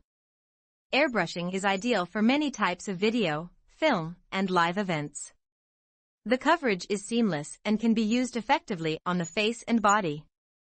Whether you're working on a video shoot or a still photography shoot, ask to see the makeup on the largest available monitor so you can determine if you have enough color intensity to show up under the lighting and lens conditions in use.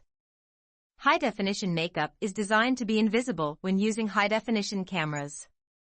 This makeup is formulated with superfine microparticles that blend into the skin to provide a flawless complexion. The photochromatic pigments react with all types of lighting so skin looks natural and flawless. The optical correctors and liquid crystal pigments reflect both natural and artificial lights. High-def primers, foundations, and powders diffuse pores and smooth out the skin tone. Figure 12:38. High-definition makeup. Airbrush makeup. Airbrush makeup is used for photography, film, theater, fantasy, and bridal makeup. Airbrush makeup is sprayed on and techniques include both freehand and stencil. Figure 12:39. Airbrush makeup. Airbrushing has the following benefits. Hygienic, long-lasting, friction and water-resistant, yet simple to remove. More efficient and faster to apply than traditional makeup. Lightweight, natural, and provides a flawless look. Airbrush makeup is used for the following applications: face and body art, washable tattoos, and artificial tans. Makeup application, foundations, shading and highlighting, use of stencils. Hair and nail art application, hair adornments, coloration, and scalp covering. Popular for photography, film, theater, fantasy, and bridal makeup. Check-in. What is high-def makeup? How is it different from ordinary makeup? List the benefits of airbrushing. Recognize the benefits of camouflage makeup. Camouflage makeup is an important skill set for working with postoperative patients, persons with congenital effects or scarring, or persons experiencing illness or injury. This work is typically done in a doctor's office, hospital, or cancer center. Advanced training is required to learn specific contraindications related to working with the needs of these clients, who may have adverse reactions to certain products or methods of application. This is a rewarding career for those interested in this advanced training. Figures 12, 40A and 12-40B. Camouflage makeup before A and after B. Activity. Tattoo cover-up. Working on yourself or a classmate, use color theory as you work to cover a tattoo. No tattoo handy? Use a skin-safe temporary tattoo to practice covering different tattoos. Check-in. Who can benefit from camouflage makeup? Demonstrate the application of artificial eyelashes. Artificial eyelashes are an easy way to add length, thickness, and drama to any makeup application. This service may require extra time as well as the cost of the set of lashes and thus require you to add additional charges to a client's bill. Types of lashes. 3 types of artificial eyelashes are commonly used: band, tabs, and individual lashes. Band lashes, also known as strip lashes, are eyelash hairs on a strip that are applied with adhesive to the natural lash line. Figure 12-41. Band or strip lashes. Tabs are small clusters of 3 or 4 lashes on one point of attachment. Figure 12-42. Eyelash tabs. Individual lashes are separate artificial eyelashes that are applied on top of the upper lashes one at a time. These are not to be confused with synthetic eyelash extensions that can last up to 2 months. Individual eyelashes attach directly to a client's own lashes at the base. This process is sometimes referred to as eye tabbing. Tab lashes or clusters are groupings of lashes, 2 to 5 in a group, that are applied using a technique similar to that used for individual lashes. Tab lashes create a fuller lash line in less time. Figure 12-43. Individual lashes. Artificial lashes are available in a variety of sizes and colors. They can be made from human hair, animal hair, or synthetic fibers. Synthetic fiber eyelashes are made with a permanent curl and do not react to changes in weather conditions. Artificial eyelashes are available in natural colors, ranging from light to dark brown and black or auburn, as well as in bright, trendy colors. Black and dark brown are the most popular choices. Adhesive. Eyelash adhesive is used to make artificial eyelashes adhere, or stick, to the natural lash line. Some clients may be allergic to adhesive. When in doubt, give the client an allergy patch test before applying the lashes. Figure 12-44. Eyelash adhesive. This test may be done in one of 2 ways. Put a drop of the adhesive behind one ear. Alternatively, you can use a drop in the crook of the elbow or behind the knee. Attach a single individual eyelash to the base of the eyelash. Do not attach to the skin. In either case, if there is no reaction within 24 hours, you may proceed with the application. Contraindications. Due to the sensitivity of the eye area and the importance of healthy eyes, there are situations in which eyelash extensions should not be applied. Pregnancy. Eye irritations. Eye infections. Eye allergies. Blepharitis, chronic inflammation of the eyelid. Glaucoma, refer to Did you know? Excessive tears. Chemotherapy asterisk. Thyroid problems affecting lash growth or hair loss. Asthma may be sensitive to the adhesive odor. Activity. Practice makes perfect lashes. Apply artificial lashes to a mannequin head and practice applying mascara. This will build your skill as a gentle and steady artist. Did you know? Glaucoma is a disease in which the optic nerve is damaged and can lead to progressive, irreversible loss of vision. Removing artificial eyelashes. To remove artificial eyelashes, use eye pads saturated with an oil-based eye makeup remover that is formulated to remove waterproof mascara. The lash base may also be softened by applying a face cloth or cotton pad saturated with warm water and a gentle facial cleanser. Hold the cloth over the eyes for a few seconds to soften the adhesive. Starting from the outer corner, remove the lashes carefully to avoid pulling out the client's own lashes. Pull strip lashes off parallel to the skin, not straight out. Use wet cotton pads or swabs to remove any makeup and adhesive remaining on the eyelid. Perform. Procedure 12-2 Applying artificial lashes.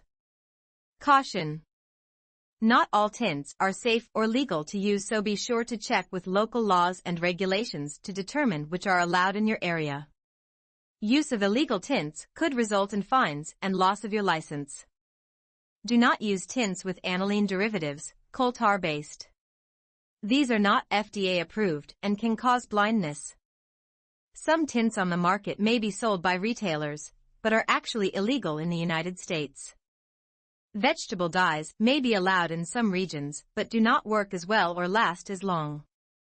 Some regions prohibit the use of any type of coloring product to tint the eyelashes and eyebrows. Permanent hair color should never be used on brows. Check in. Name and describe the two types of artificial eyelashes.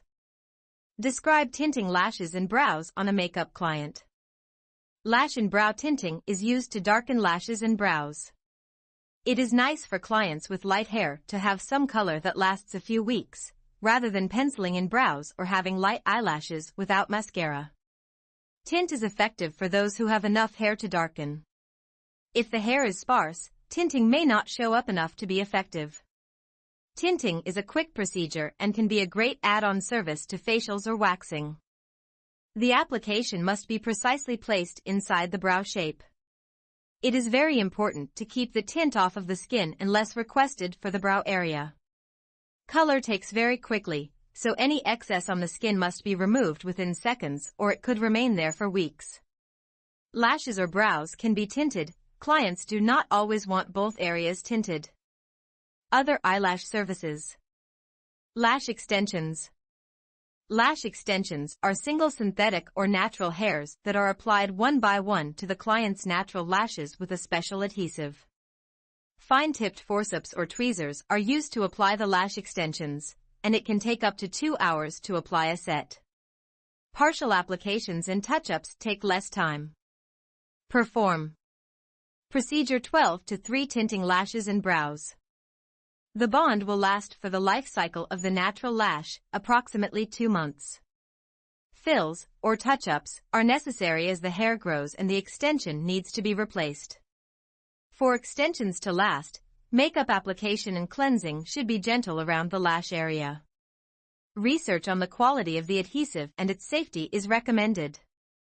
Advanced training and practice are necessary before performing this intricate procedure on clients. Lash perming. Lash perming is the process of chemically curling the lashes. Research on the quality and safety of the perm solution is recommended. Advanced training and practice are necessary before performing this delicate procedure on clients. Always check with your regulatory agency about the legalities of performing lash services. Check in. What ingredient found in lash tint products should not be used? How long do lash extensions last, and how best can they be applied so they will last as long as possible? Explain the benefits of permanent makeup application. Permanent makeup requires an extensive amount of training, and the intent of this section is to briefly introduce you to the topic with the understanding that many states require a special certification in addition to an esthetician's license. It is important to address the topic as it is a fast-growing field and estheticians are drawn to it based on potential revenue streams. Permanent makeup is a cosmetic implantation technique that deposits colored pigment into the upper reticular layer of the dermis, similar to tattooing. The specialized techniques used for permanent cosmetics are often referred to as microblading, micropigmentation, micropigment implantation, or dermographics. Scar camouflage and body art are offered as permanent cosmetic services, although eyeliner and eyebrow tattooing are the most popular services. Figure 12.45. Permanent makeup application. One specific area growing in popularity for the eyebrows is known as microblading. Microblading is defined as a tattooing or semi-permanent makeup technique where a small handheld device made up of tiny needles is used to add pigment to the skin. It is considered semi-permanent as the color will fade and require touch-ups. Check with your state as to the requirements to perform this technique, as this is an advanced technique requiring additional training. Permanent cosmetic procedures are performed using various methods, including traditional tattoo machines, pen or rotary machines, and the hand method. The process includes an initial consultation, then application of pigment, and at least one or more follow-up visits for adjusting the shape and color or density of the pigment. Figures 12.46a and 12-46b. Microblading before A and after B. Technically, permanent cosmetic procedures are considered permanent because the color is implanted into the upper reticular part of the dermal layer of the skin and cannot be washed off. As with any tattoo, however, fading can and often does occur, requiring periodic maintenance and touch-ups. Activity. What inspires you? Find 5 pictures of makeup looks that you like and 5 that you dislike. Note why you like or dislike them. Find one example of each look: natural, business, evening, and dramatic. Find a brow look you like and one you dislike. What is in style right now for makeup?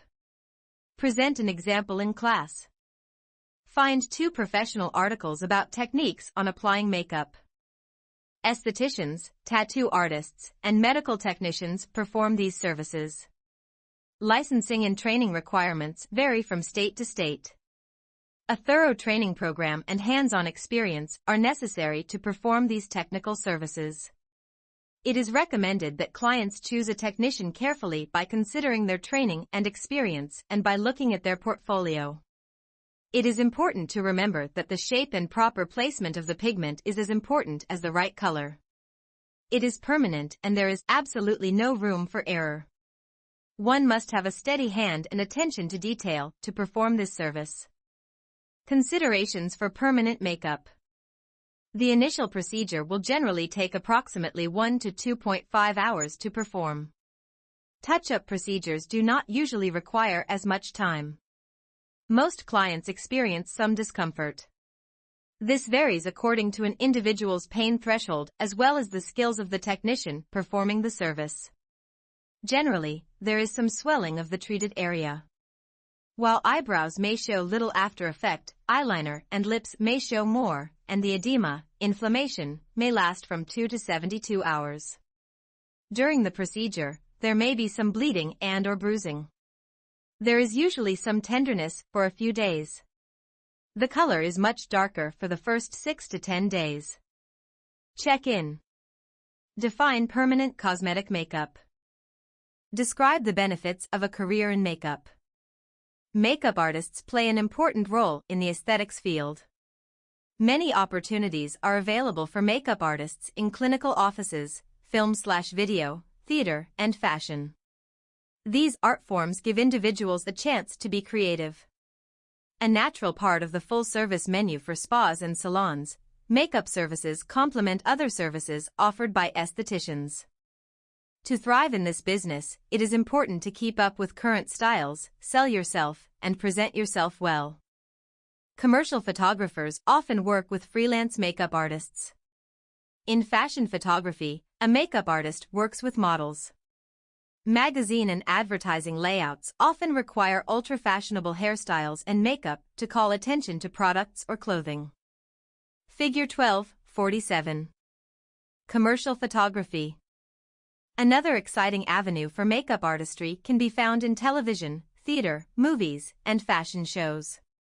In this highly competitive field, you may need a lengthy apprenticeship and acceptance into a union. Another option for makeup artists is a career in mortuary science.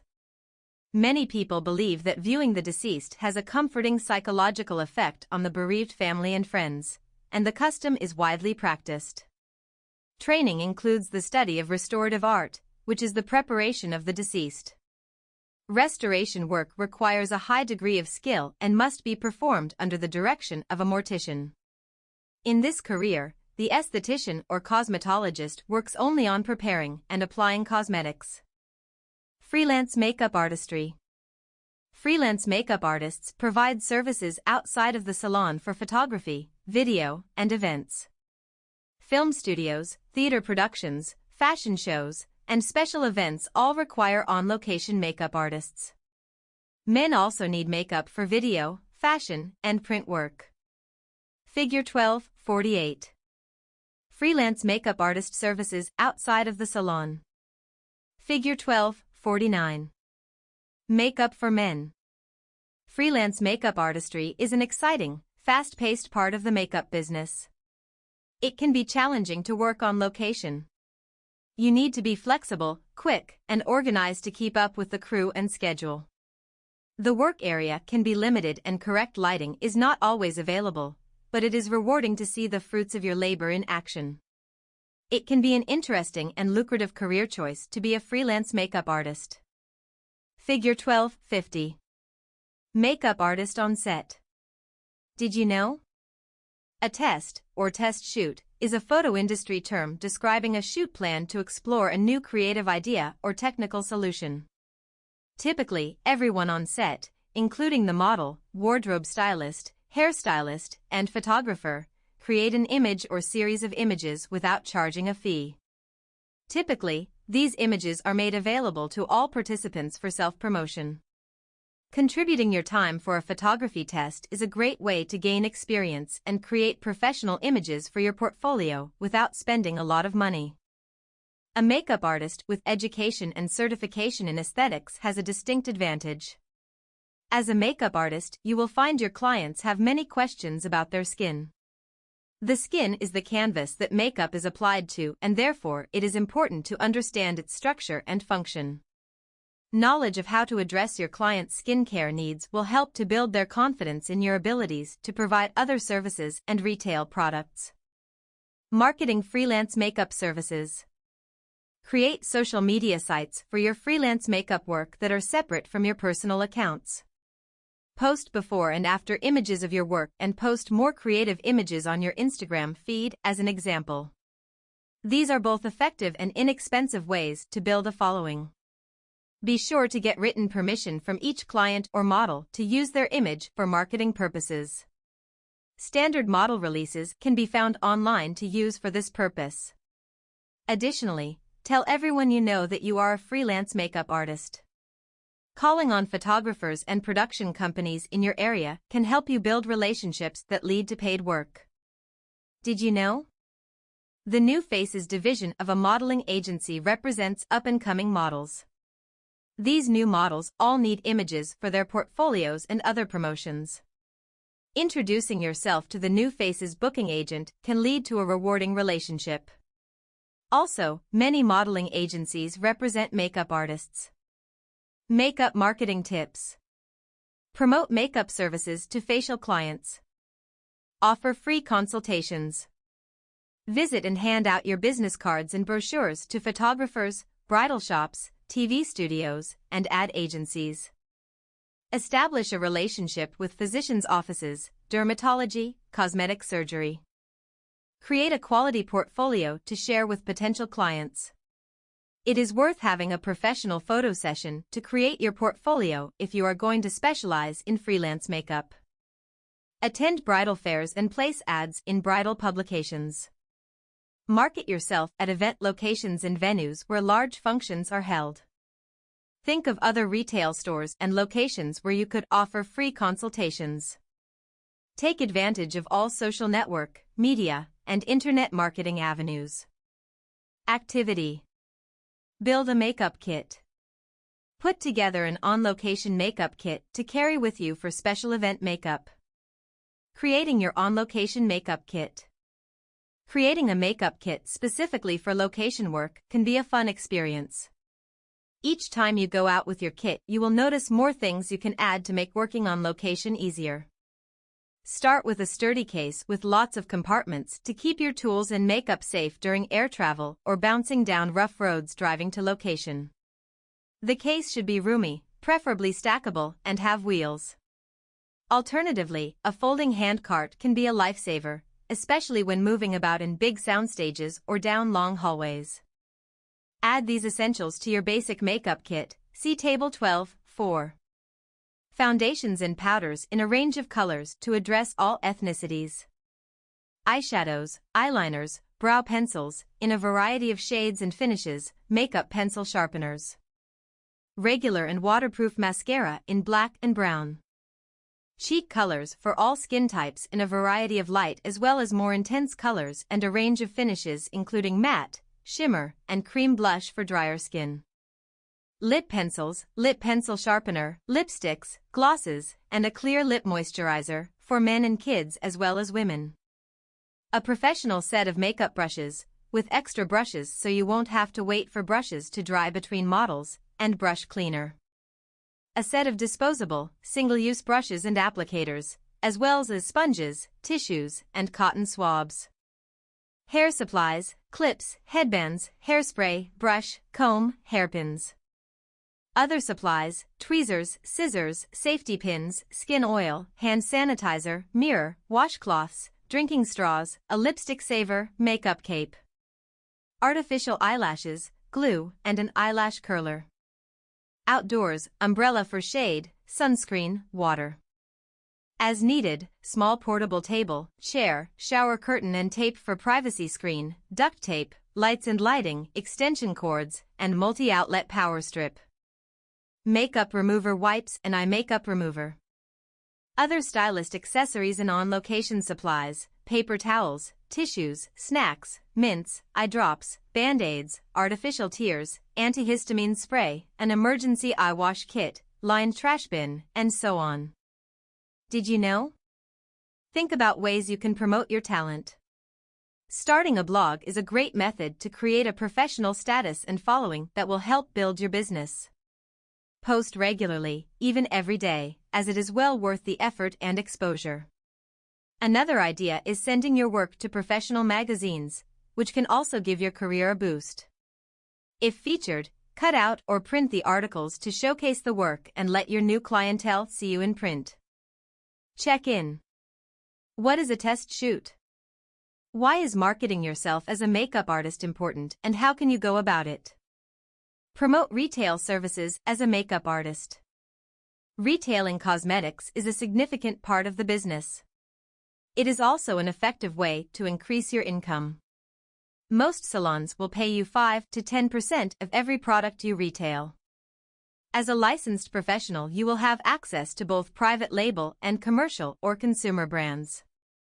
Many national brands have programs for professional makeup artists to receive a discount off the retail price. When considering a makeup line to retail in your salon or spa, choose a line you like working with and feel comfortable recommending to your clients. This will make retailing easier. Consider the education and support that the company may offer. Knowledge is key when working with products that you will use and retail. Choose lines that have quality assurance with a stable company that offers products in a wide assortment of foundations so you can accommodate all skin tones and ethnicities. One of the biggest challenges clients face when purchasing cosmetics is finding the correct colors and finishes. During your makeup service, let your client know which products you are using and make them available afterward. This is an effective and convenient way for your client to shop and duplicate their look at home. A retail section with product displays should also be accessible to your clients. Make testers readily available and let clients enjoy playing with the products. Assist them with keeping testers clean and using single-use applicators to avoid contamination. Figure 12:51. Makeup Retail Section. Having an attractive display, an assortment of makeup options, and a thorough knowledge of the products you offer is a must when answering any questions your client may have and for helping to select the most beneficial items that they will enjoy using at home or for that special occasion. Activity. Practice interview techniques. Have the students interview a professional salesperson in any field and ask them the top 3 tips they would give for sales. Discuss with the class to highlight new ways to approach retail. The price of services and products will vary depending on the geographical location of the salon and client demographics. Lessons, makeovers, and special occasion applications cost more than basic applications. Web resources. www.safecosmetics.org. Check in. List factors to keep in mind when promoting retail services. Procedure 12:1. Performing a professional makeup application. Implements and materials. Makeup. Skincare products. Cleanser. Toner. Moisturizer, skin primer optional. Lip conditioner. Concealer. Highlighter. Contour color. Foundation. Powder. Eyeshadow. Eyeliner. Mascara. Blush. Lip liner. Lipstick. Lip gloss. Other, bronzers, specialty items. Supplies. Cape and draping supplies. Client charts. EPA-registered disinfectant. Hair clip/headband. Hand towel. Lash comb. Lash curler. Lined waist receptacle. Makeup brushes. Mirror. Pencil sharpener. Small scissors. Tweezers. Single-use items. Spatulas. Cotton swabs and rounds. Mascara wands. Sponges. Tissues. Applicators. Paper towels. There are many ways to approach makeup application. The following is an example of one approach. In time, you will find a routine that works best for you and your clients. Developing your signature style will help you stand out from other artists and make your process more efficient. Completing a makeup application includes the consultation, setup, application, and cleanup procedures. Refer to tables 12:1 and 12:2 and 12:3. Preparation. Perform procedures 7:1 and 8:1, pre-service procedures. Start by setting out a few color selections, neutrals, cools, warms. The client's skin needs to be exfoliated and hydrated for the makeup to be applied successfully. This should happen before the procedure, but if there is extra time, the client can wash and exfoliate their face at a sink. You might ask them to come in early for this. Procedure 1.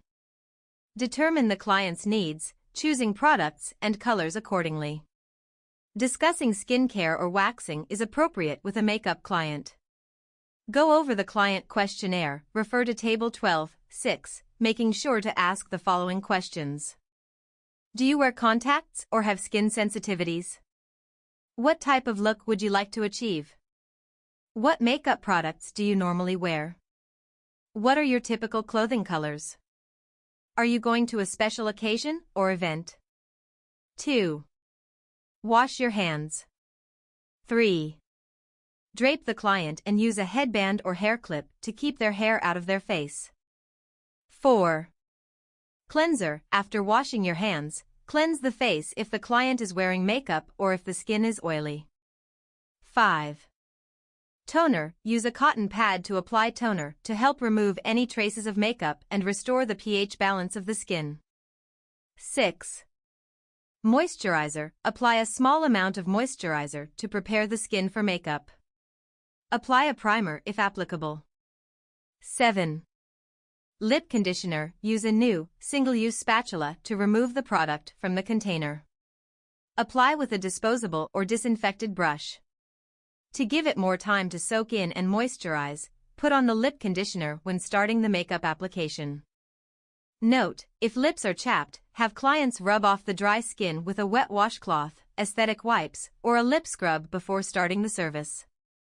Tissue or paper towels are drying and leave lint on the lips, so are not recommended for this. 8.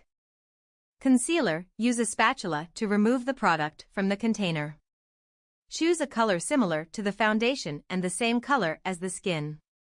9.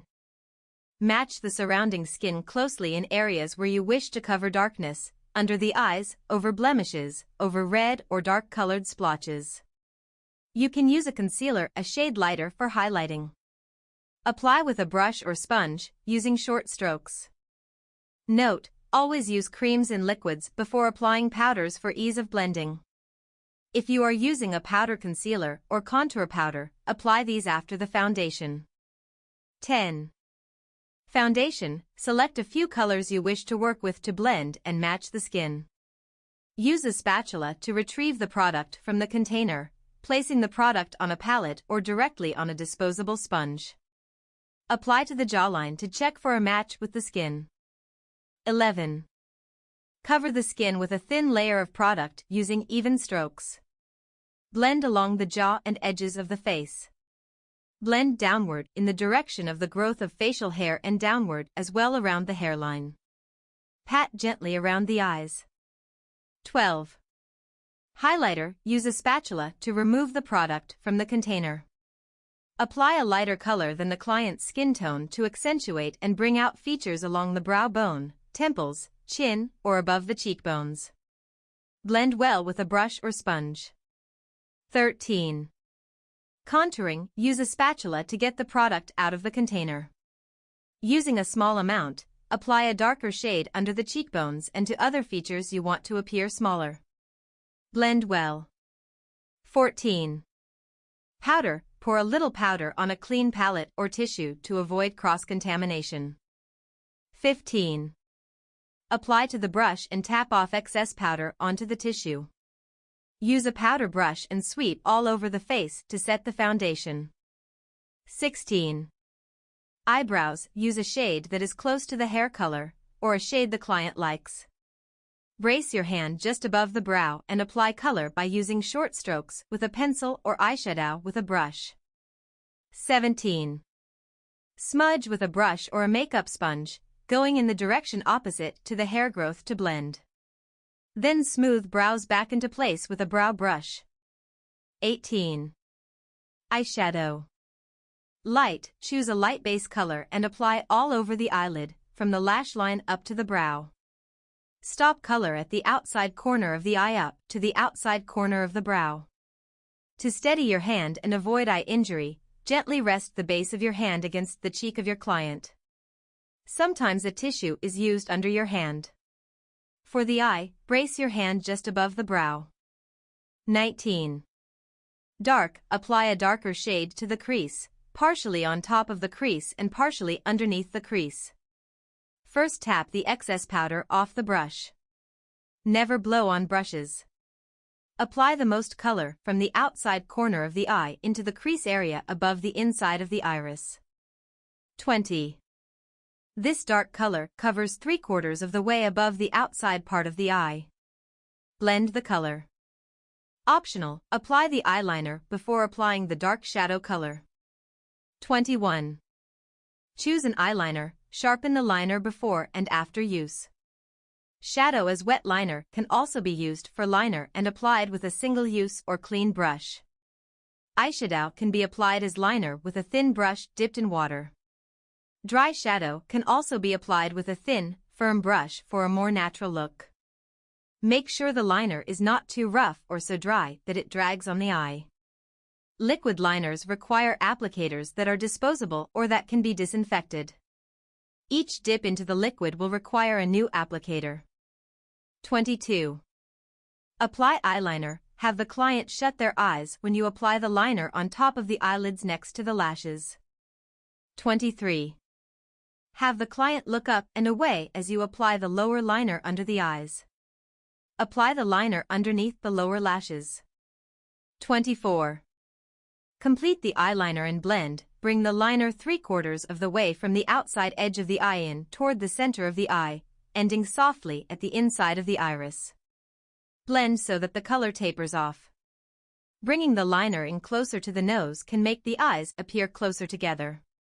Lining only the outside corner makes the eyes appear farther apart. Make sure the line does not abruptly stop. Blend the liner with a firm, small liner brush. 25. Mascara. Dip the disposable wand, then wipe off excess product. Note: some artists prefer to do the lower lashes first to avoid mascara touching the tops of the eye area when the client looks up for the lower application. 26. Apply to lower lashes. Have the client put their chin down while looking up at the ceiling with their eyes to apply mascara to the bottom lashes. Be sure to brace the hand lightly on the face for more control. Comb and separate before the mascara dries. 27. Apply to upper lashes. Wipe excess product off the wand. Have the client look down and focus on a fixed point to apply mascara to the upper lashes, brushing from the base to the tip. Be sure to brace the hand lightly on the face for more control. Use a lash comb before the product dries and before the client looks in a different direction to avoid smudging. Note: use a cotton-tipped swab or small stiff brush with a little foundation or powder on it to fix or erase smudges. Optional: curl the lashes before applying mascara. Hold the curler on the base of the lashes without pulling and release the curler before moving it away from the lashes. 28. Blush. The order in which you apply blush is a personal choice. Note: if you are using a cream blush, apply this before applying powders. Tap off the excess powder from the brush. Apply blush just below the cheekbones, blending back and forth along the cheekbone. For optimum results, the color should stop below the temple and should not go lower than the nose. The blush domain area is no closer to the nostrils than the center of the pupil and no closer to the jawbone than an imaginary line from the tip of the nose to the middle of the ear. And blush should blend to the hairline, but not into it. A more horizontal application of blush will tend to widen the face, whereas a more vertical application will make it look narrower. Following the cheekbones usually works best. 29. Optional: lip conditioner. This step applies if lips are dry or you did not already apply lip moisturizer. Use a spatula to get the product out of the container. Use a disposable brush to apply. Put on a lip moisturizer so it can soak in and moisturize before you start applying the liner. Note: some artists use a primer or foundation on the lips under the lip color to help keep it on. 30. Lip liner. Sharpen the liner. Have the client smile and stretch their lips. Brace at the corner of the mouth. With the lips pulled tight, the liner and lipstick brush glide on more smoothly.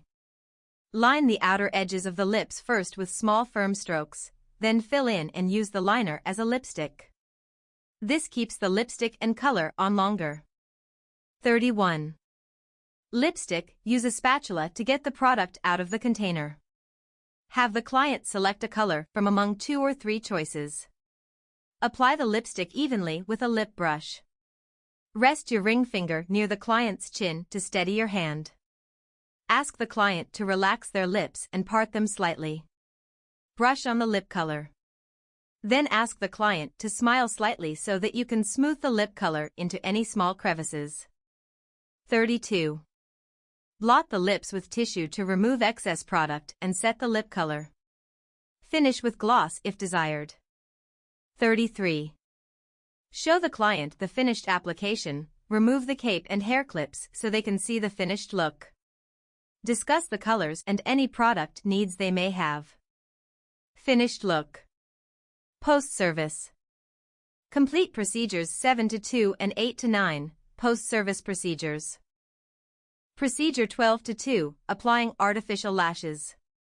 Note: this procedure is intended for strip lashes and individual lashes. Implements and materials.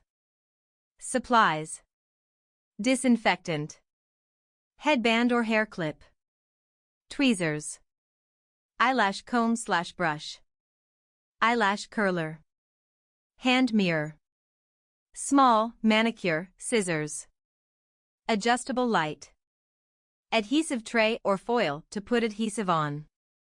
Disinfected dappen dish or small palette to hold the lashes before application. Makeup cape. Hand sanitizer. Lined waste container. Products. Artificial eyelashes. Eyelid and eyelash cleanser. Lash adhesive. Eyelash adhesive remover. Eye makeup remover. Single-use items. Cotton swabs. Cotton pads. Toothpick or hairpin. Mascara wand. Paper towels. Preparation. Perform procedures 7:1 and 8:1, pre-service procedures. Discuss with the client the desired length of the lashes and the effect they hope to achieve. Wash your hands and put on gloves. Place the client in the makeup chair with their head at a comfortable working height. The client's face should be well and evenly lit, avoid shining the light directly into the eyes. Work from behind or to the side of the client. Avoid working directly in front of the client whenever possible. If the client wears contact lenses, she must remove them before starting the procedure. If the client is only having artificial lashes applied and you have not already done so, remove mascara so that the lash adhesive will adhere properly. Work carefully and gently. Follow the manufacturer's instructions carefully. Note: if the artificial lash application is in conjunction with a makeup application, complete the makeup without applying mascara to the lashes, finish with the false lashes, and then add mascara, which is usually needed only on the lower lashes. Procedure. 1. Brush the client's eyelashes to make sure they are clean and free of foreign matter, such as mascara particles. 2. If the client's lashes are straight, they can be curled with an eyelash curler before you apply the artificial lashes. 3.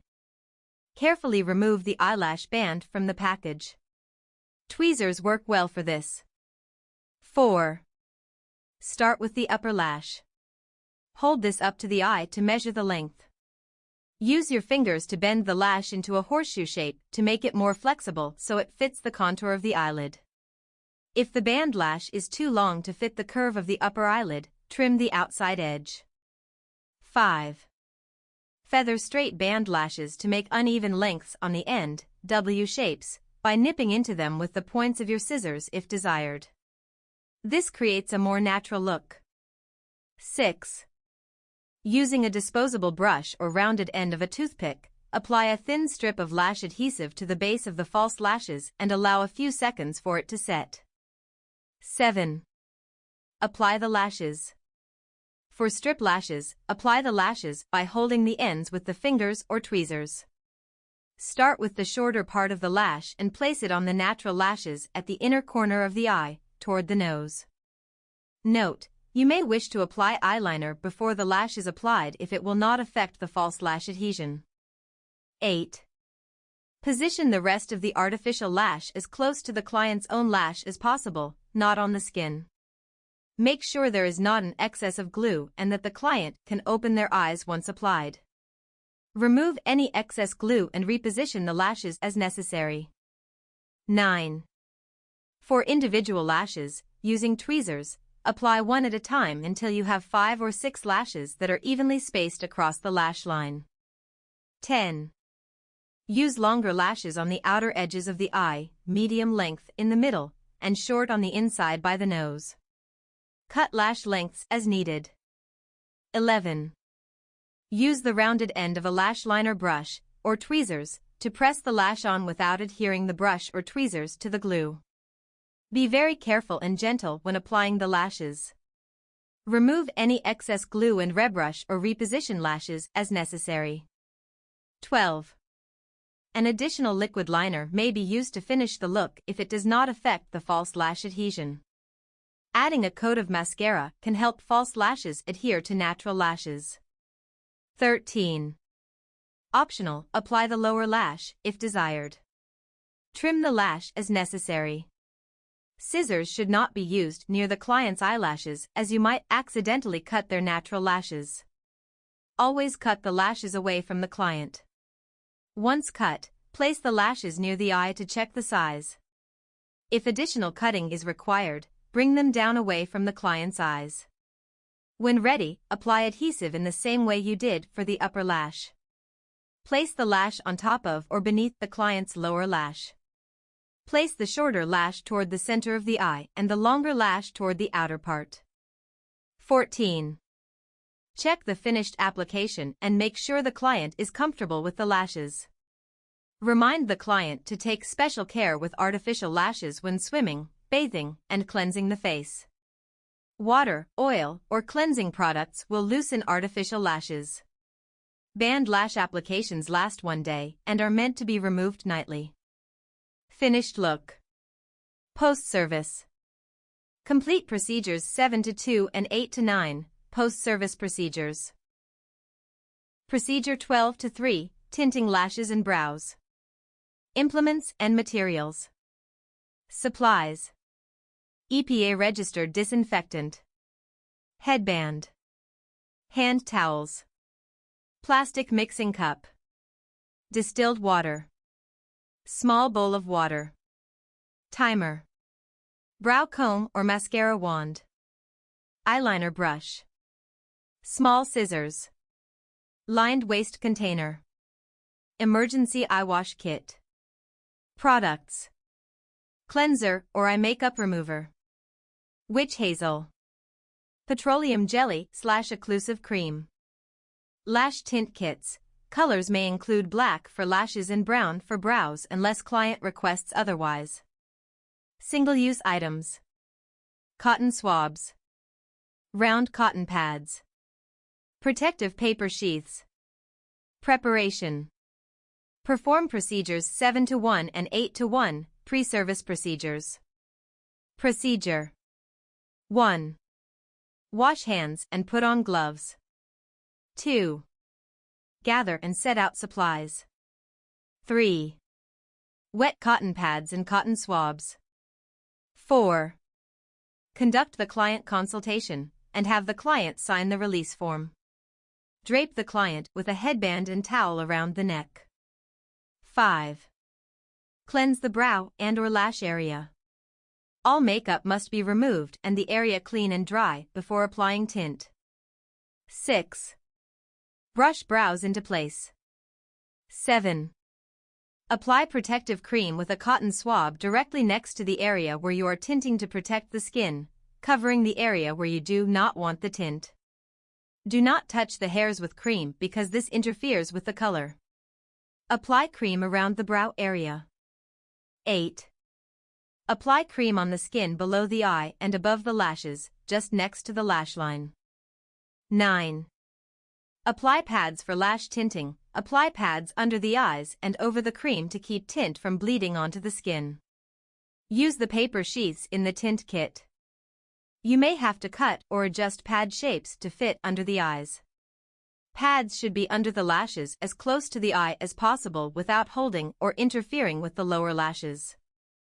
To make cotton pads, wet the pads and squeeze out excess water, tearing them so they are half as thick. Then fold in half to make half-moon-shaped pads. 10. Adjust the pads, have the client close their eyes, and adjust the pad so it sits next to the eye, not bunched up too close to the eye. If the pad is too close or too wet, tint may wick into the eye and onto the skin. 11. Prepare your timer according to the manufacturer's directions and have wet pads and cotton swabs ready to use for rinsing. Note: you can start with the lashes and do the brows while the lash tint is processing. Generally, tint can sit on the lashes longer than the brows if you are going for a natural brow look. 12. Prepare the tint. Place the amount of product you need into a cup-shaped palette. The brow tint can be diluted with water in a 1:1 ratio in a mixing cup to lighten the color. 13. Some tint kits have only one bottle and combine the tint and developer into one application. If your kit requires the addition of developer to the tint, be sure to add it at this time and mix well. 14. Apply the lash tint. For the lashes, brush the product from the base of the lashes to the ends. Do not double dip, use a new applicator each time to reapply. Note: some manufacturers may suggest a second layer of protective sheaths that may be fitted over the tinted lashes at this time. 15. Apply the brow tint. For the brows, apply the color from the inside to the outside edge. Do not double dip, use a new applicator each time to reapply and work across the brows. Caution: brows can absorb color quickly, so be ready to remove it right away to avoid excess color. 16. Begin the timer and leave on for 3 minutes or as directed. If your kit requires the application of developer in a separate step, use a new applicator to carefully apply the developer, bottle number 2 for some kits, for 1 minute or as directed. 17. Rinse each area with water at least 3 times with wet cotton swabs and cotton pads without dripping water into the eyes. Have an emergency eye wash kit available in case any product gets into the client's eye. Tip: before rinsing, you can replace the under-eye shields if necessary, if color is bleeding through the pads to the skin. Make sure the tint does not touch the skin. 18. Remove the protective pads and continue to rinse the area thoroughly. Caution: to avoid eye damage, do not let tint or water drip into the client's eyes. Have the client keep their eyes closed throughout the treatment. 19. Ask the client if they feel any discomfort and have them flush the eyes with water at the sink if necessary. It is common for the eyes to feel a little grainy after tinting, so rinsing is a good idea. Show the application to the client. Finished look. Post-service. Complete procedures 7 to 2 and 8 to 9, post-service procedures.